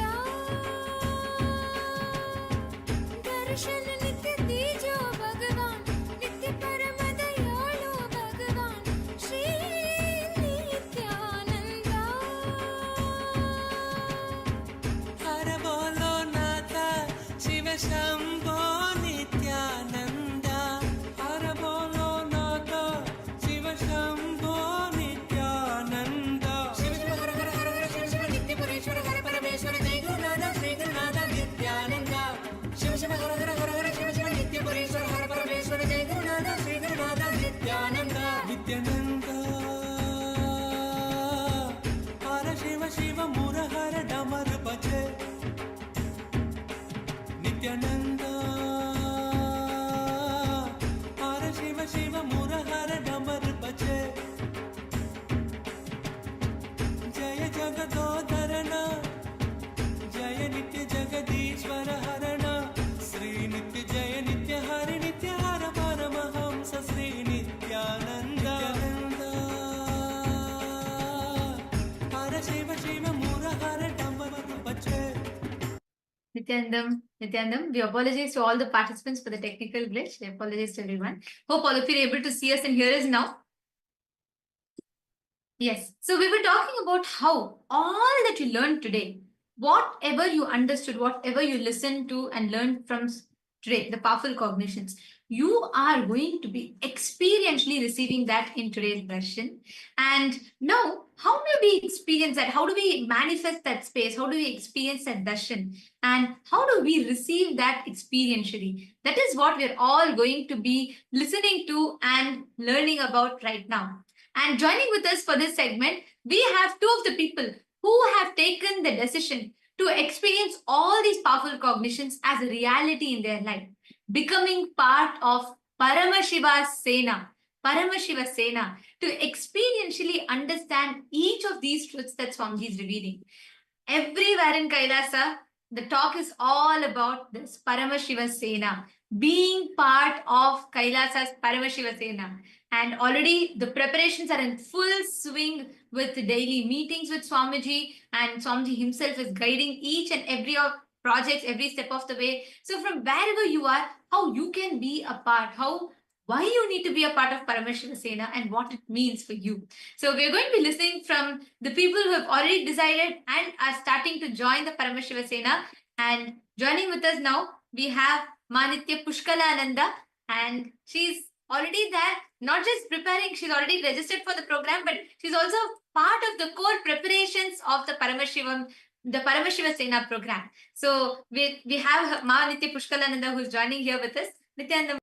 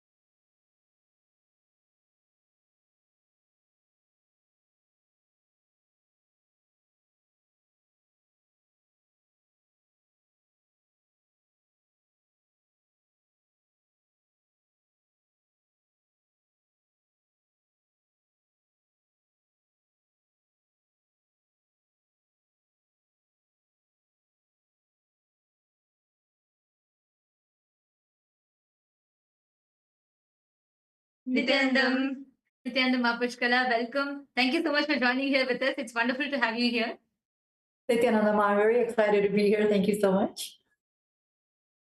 And how could you tell a little bit about yourself to all the viewers from where you are and how long you've known Swamiji for? Yeah, absolutely. There's so much I can say when it comes to Swamiji because there's just so many sweet moments and breakthroughs all my life being with Swamiji. But just a short introduction, I've been with Swamiji since year 2009 and I'm currently in USA. Wow. Okay, 2009. Wow. So actually, I have seen you being part of so many different things, being showered by Swamiji. You have also experienced the physical darshan and so many things. And now you are also the part of Paramashivoham. And Paramashivoham already started, the program has begun. Swamiji is conducting the meetings and like Swamiji himself is planning so many things. So the excitement is really so high as well. I just wanted to ask you, and like I know you're here to share your excitement, your experiences with all of us. Could you just share a little bit about your background in sense of what kind of a professional background you have and what kind of experiences you have had and how you feel today to be a part of this Paramashivoham program? Absolutely. So, you know, Ma, what I can say for me is, as far as my profession goes, I come from different backgrounds. So currently I'm in the public health, I'm working with the public health. And what I can say for me is I've always felt like Swamiji has raised me himself. So it's since I've been with Swamiji, he's prepared me for the outside life, right? And so he's upgraded my lifestyle and the fulfillment in whether it's Around 5,000 years ago, at the end of Mahabharat War, the ancient enlightened Hindu civilization consisted of 10,000 Hindu traditions, or sampradayas, that existed in 56 Hindu nations, 200 Hindu kingdoms, 1,700 Hindu provinces that covered more than 6 million kilometers square of Asia. The Supreme Pontiff of Hinduism, SPH, Bhagavan Sri Nithyananda Paramashivoham, is the reviver of KAILASA, this ancient, enlightened Hindu civilizational nation. KAILASA is an unbroken cultural, religious, historical, civilizational, and sovereign continuation and revival of multiple of these historical Hindu sovereign states and Hindu ecclesiastical entities. The unbroken continuity of these ancient Hindu nations through KAILASA results in the legal recognition of KAILASA as per the international customary law, particularly the doctrine of continuity. The international law, the doctrine of continuity, implies that upheavals and revolutions within a country, changes in government, territorial adjustments, measures taken during military occupation, or other internal transformations do not negate the existence of the country, do not affect the legal personality and international obligations of the country or state. The Vienna Convention on Succession of States in respect of treaties, 1978, addresses these principles of the doctrine of continuity as it outlines international law during situation of state succession or continuation. International law recognizes a state's legal personality by recognizing its identity. This perspective extends even during the period when the given state or country is annexed or occupied by a foreign power. Even in such cases, the legal personality of the state is considered to persist, enabling its subsequent re-establishment. Historical examples dating back to the 18th century include cases like Portugal and Genoa that were re-established after the Vienna Congress of 1815. More recent examples include countries such as Poland, Ethiopia, Czechoslovakia, Albania, and Austria that were re-established after World War II. Even when a nation is deprived of its territory, the nation continues to exist. Its sovereignty and international legal personality continues to persist. The Dalai Lama, as the spiritual and temporal leader of Tibet, exemplifies this principle. In 1959, the Dalai Lama was exiled and forced to flee. Despite the challenges faced, the Dalai Lama continues to advocate for the preservation of Tibetan culture and garners worldwide support for Tibetan autonomy on the global stage. Similarly, from 1309 to 1376, the Pope of Catholicism had been in exile in Avignon. Despite this, he was recognized as the head of state as well as head of the church, and given full privileges of the position after their return to Rome. Even in 1861, much of the papal territories had been lost, leaving the Pope with no sovereign territory other than the papal residence and related buildings. Yet his temporal powers were still acknowledged. He was recognized as a head of state, and later, the Lateran Treaty of 1929 formally re-established papal sovereignty over the Vatican City. The Sovereign Order of Malta further exemplifies this principle, retaining international recognition as a sovereign entity despite the permanent loss of their territory upon Napoleon's invasion in June 1798. Despite such permanent loss of territory, the sovereignty and the international legal personality of the Sovereign Order of Malta continue to persist. Much later in 1894, the order settled in Rome and acquired two properties, the Magistral Palace and the Magistral Villa that received extraterritorial status. Today, the order maintains diplomatic relations with 112 countries, issues its own diplomatic passports, currency, stamps, and vehicle registration plates, and has been granted observer status in the United Nations. All these examples of state re-establishment illustrate the principle of continuity of states, as per international law, that a state's legal personality persists over time. A nation continues to exist even after a complete loss of territory. A far more striking example is of the oceanic countries, which are under the threat of their entire nation being drowned and submerged due to rising sea levels owing to global warming.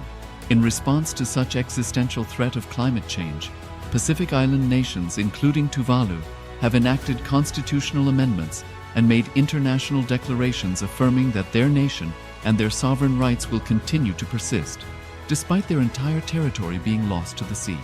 This proactive stance is highlighted in the Constitution of Tuvalu Act 2023 and the Pacific Islands Forum Declaration of 2021. The Supreme Pontiff of Hinduism, Bhagavan Sri Nithyananda Paramashivoham, through the line of succession, is the present 203rd Emperor of the Hindu Sovereign Kingdom of Surangi Samrajya. He was crowned on the 31st of December 2004 at the age of 26. Thus, by very same principles of the doctrine of continuity, through which the international legal personality of Portugal, Genoa, Poland, Ethiopia, Czechoslovakia, Albania, Austria, Vatican, Tibet, Sovereign Order of Malta, and several other nations has been recognized despite having undergone a period of exile, annexation, occupation by a foreign power, or despite loss of territory. The SPH Nithyananda Paramashivoham, through well-established legal and historical facts about the Hindu sovereign state of the Surangi Samrajyam, derives all sovereign rights and powers of the royal lineage of the Surangi Samrajyam as its 203rd sovereign emperor, from his inheritance and continuation of the unbroken succession of the kingdom of Surya Vamsa Surangi Samrajyam Sarvanapitha. Surya Vamsa Surangi Samrajyam, through unification with 20 other sovereign Hindu states and sovereign ecclesiastical, historical entities, became part of the United States of KAILASA, which thus became a sovereign, independent juridical state, with the SPH Nithyananda Paramashivoham as the sovereign. Just as how the oceanic nations like Tuvalu have safeguarded their sovereignty from the existential threat of total submersion by amending their constitution and asserting that their sovereignty will persist regardless of the loss of their territory, KAILASA, which is a sovereign continuation of 21 sovereign Hindu states and sovereign ecclesiastical historical entities, is also reviving and continuing the Kumari Kandam Hindu nations that got submerged. As per the doctrine of continuity, these facts imply that the KAILASA's statehood is recognized by international law and manifests as a natural outcome of well-established historical legal facts. Share your time, talent, and treasure. Become part of KAILASA. Sign up as an eCitizen https://kailasa.ecitizen.info. Around 5,000 years ago, at the end of Mahabharat War, the ancient enlightened Hindu civilization consisted of 10,000 Hindu traditions, or sampradayas, that existed in 56 Hindu nations, 200 Hindu kingdoms, 1,700 Hindu provinces that covered more than 6 million kilometers square of Asia. The Supreme Pontiff of Hinduism, SPH, Bhagavan Sri Nithyananda Paramashivoham, is the reviver of KAILASA, this ancient enlightened Hindu civilizational nation. KAILASA is an unbroken cultural, religious, historical, civilizational, and sovereign continuation and revival of multiple of these historical Hindu sovereign states and Hindu ecclesiastical entities. The unbroken continuity of these ancient Hindu nations through KAILASA results in the legal recognition of KAILASA as per the international customary law, particularly the doctrine of continuity. The international law, the doctrine of continuity, implies that upheavals and revolutions within a country, changes in government, territorial adjustments, measures taken during military occupation, or other internal transformations do not negate the existence of the country, do not affect the legal personality and international obligations of the country or state. The Vienna Convention on Succession of States in respect of treaties, 1978, addresses these principles of the doctrine of continuity as it outlines international law during situation of state succession or continuation. International law recognizes a state's legal personality by recognizing its identity. This perspective extends even during the period when the given state or country is annexed or occupied by a foreign power. Even in such cases, the legal personality of the state is considered to persist, enabling its subsequent re-establishment. Historical examples dating back to the 18th century include cases like Portugal and Genoa that were re-established after the Vienna Congress of 1815.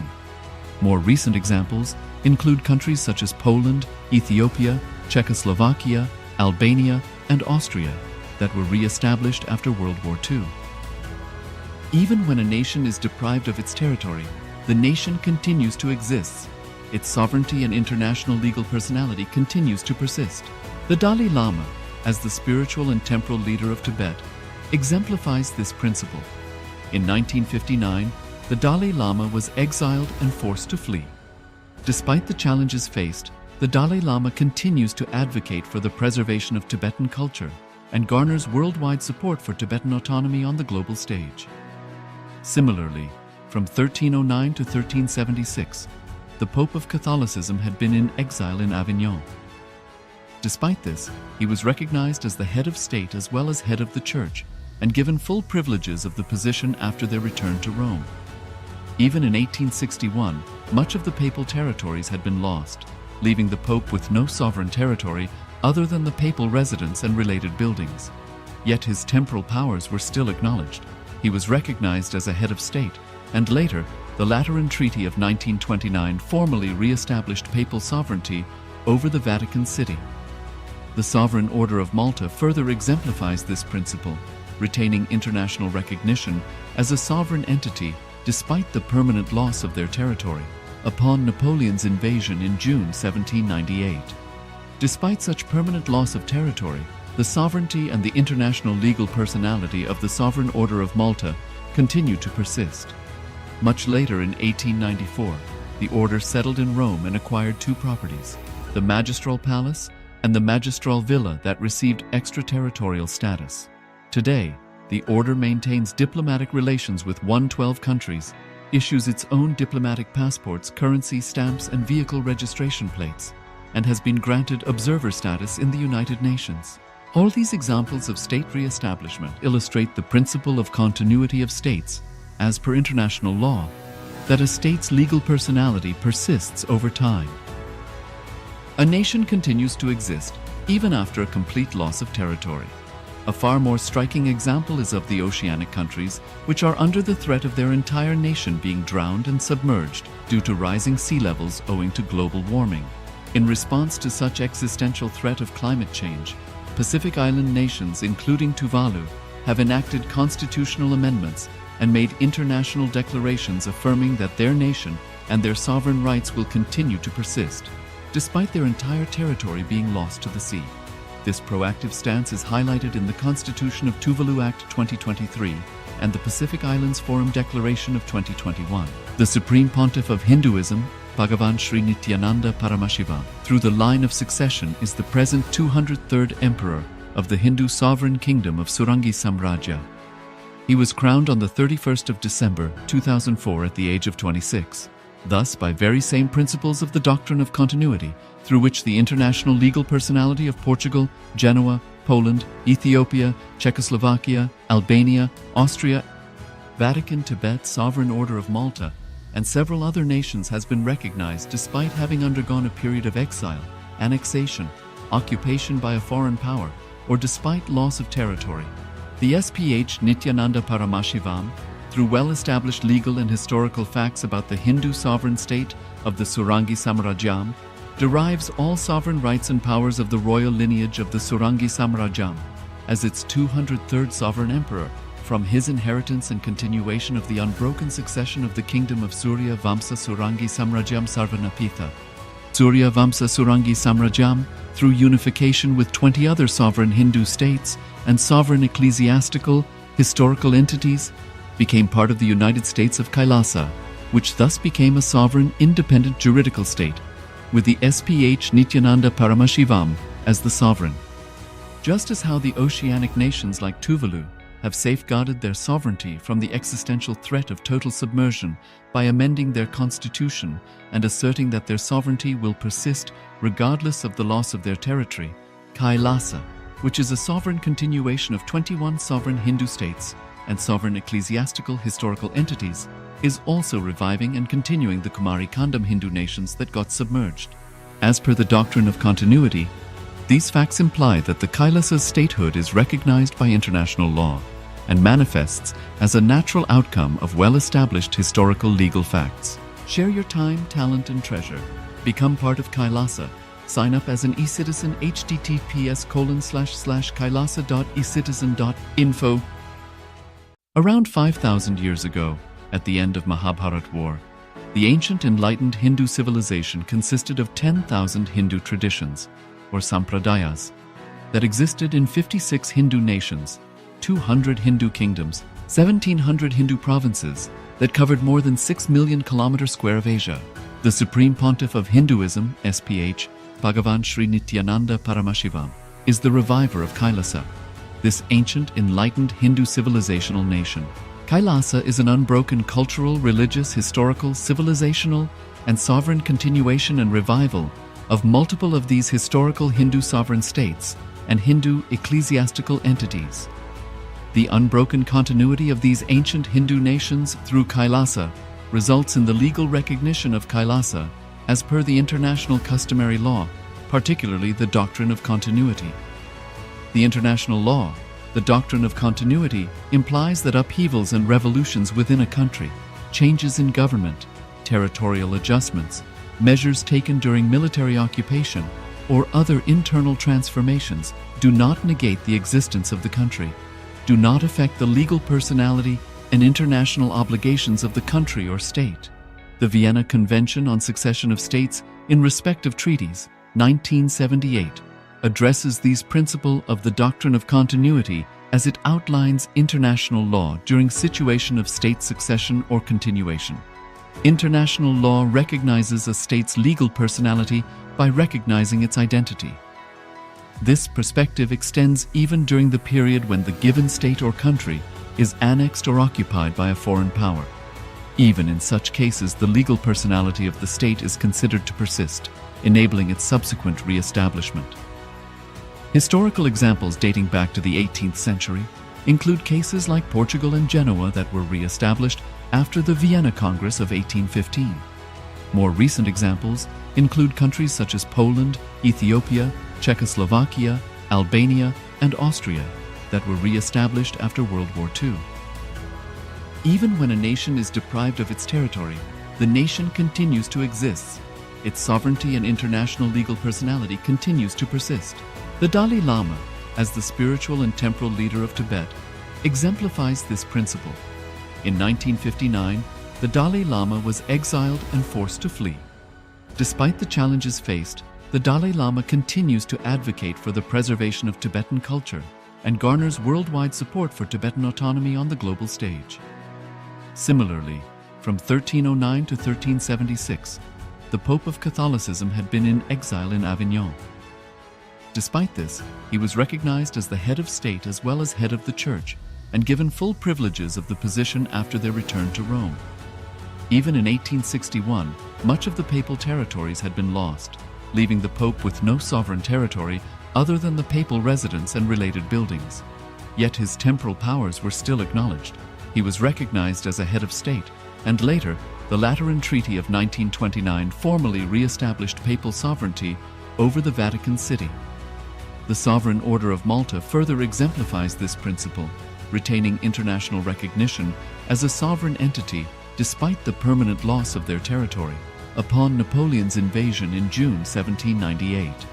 Despite such permanent loss of territory, the sovereignty and the international legal personality of the Sovereign Order of Malta continue to persist. Much later in 1894, the order settled in Rome and acquired two properties, the Magistral Palace and the Magistral Villa that received extraterritorial status. Today, the order maintains diplomatic relations with 112 countries, issues its own diplomatic passports, currency, stamps, and vehicle registration plates, and has been granted observer status in the United Nations. All these examples of state re-establishment illustrate the principle of continuity of states, as per international law, that a state's legal personality persists over time. A nation continues to exist even after a complete loss of territory.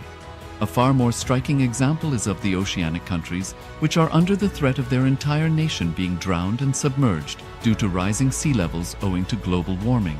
In response to such existential threat of climate change, Pacific Island nations, including Tuvalu, have enacted constitutional amendments and made international declarations affirming that their nation and their sovereign rights will continue to persist, despite their entire territory being lost to the sea. This proactive stance is highlighted in the Constitution of Tuvalu Act 2023 and the Pacific Islands Forum Declaration of 2021. The Supreme Pontiff of Hinduism, Bhagavan Sri Nithyananda Paramashivoham, through the line of succession is the present 203rd Emperor of the Hindu Sovereign Kingdom of Surangi Samrajya. He was crowned on the 31st of December 2004 at the age of 26.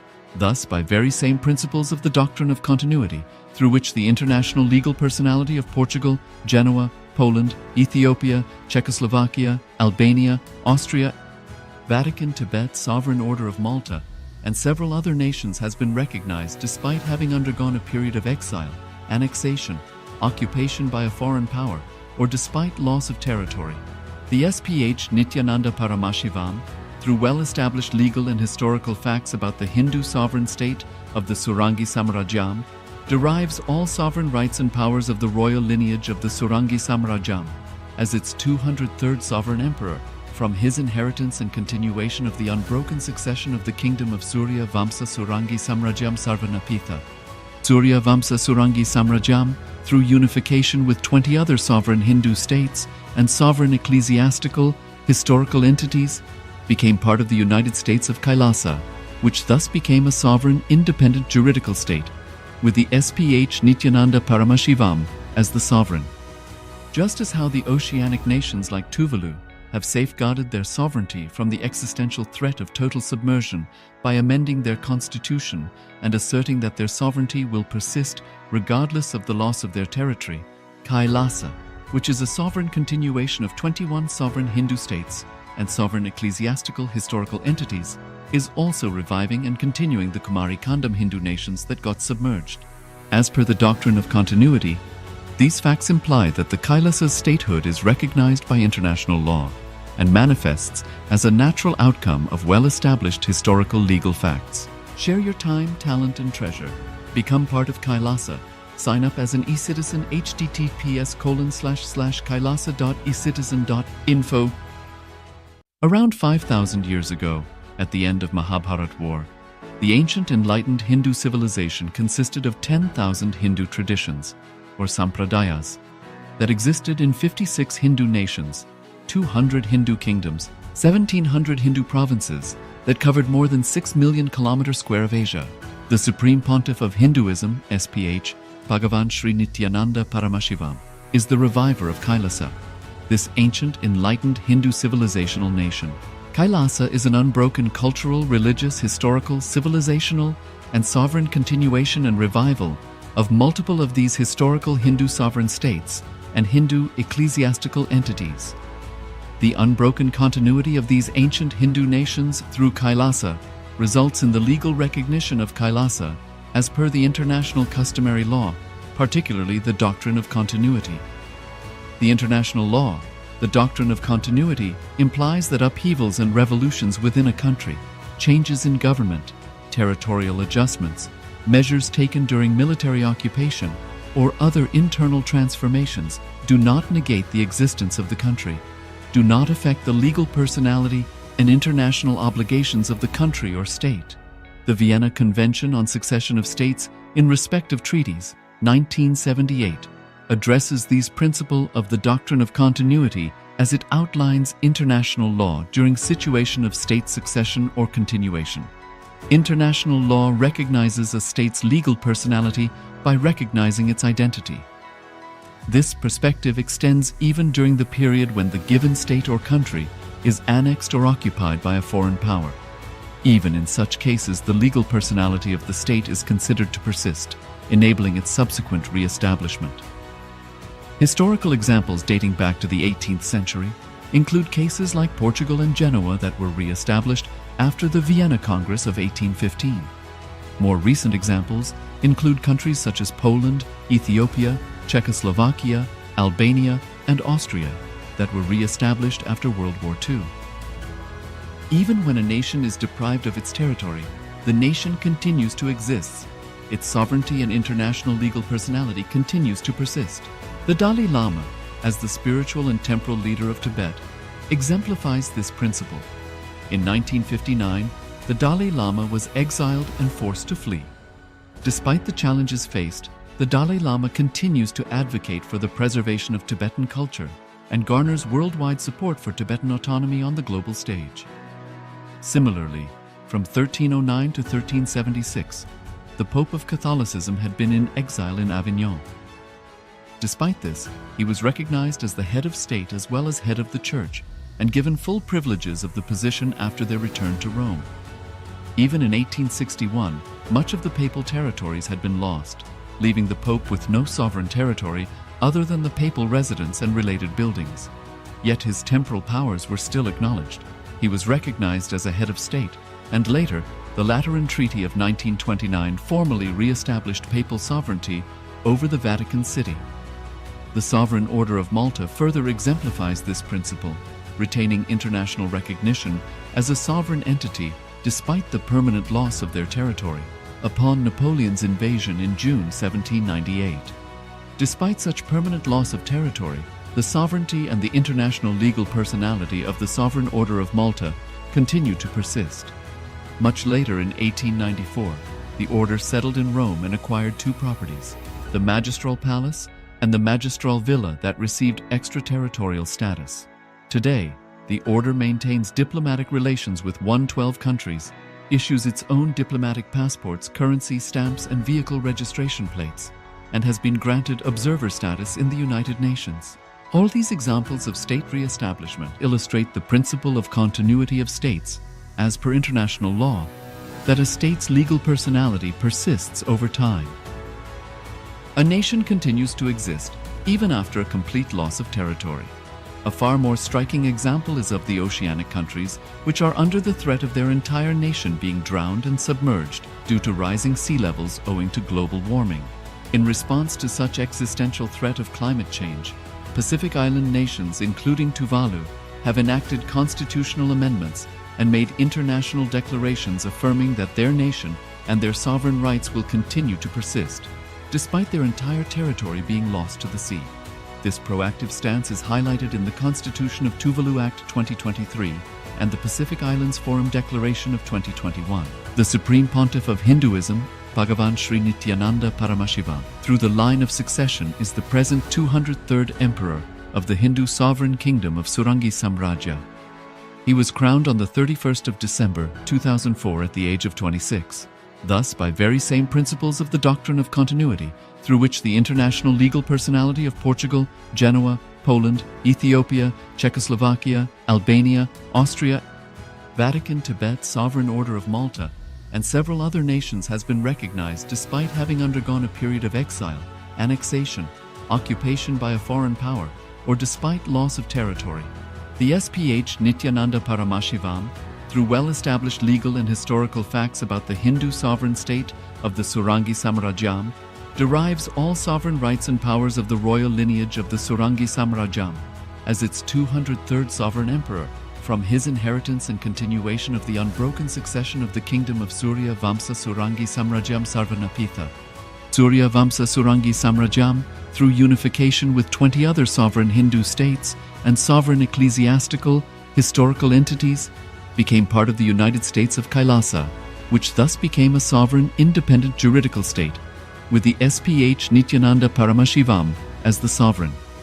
Just as how the oceanic nations like Tuvalu have safeguarded their sovereignty from the existential threat of total submersion by amending their constitution and asserting that their sovereignty will persist regardless of the loss of their territory, KAILASA, which is a sovereign continuation of 21 sovereign Hindu states and sovereign ecclesiastical historical entities, is also reviving and continuing the Kumari Kandam Hindu nations that got submerged.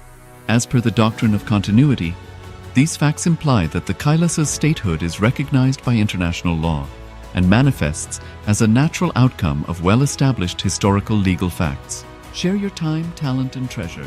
Become part of KAILASA. Sign up as an eCitizen https://kailasa.ecitizen.info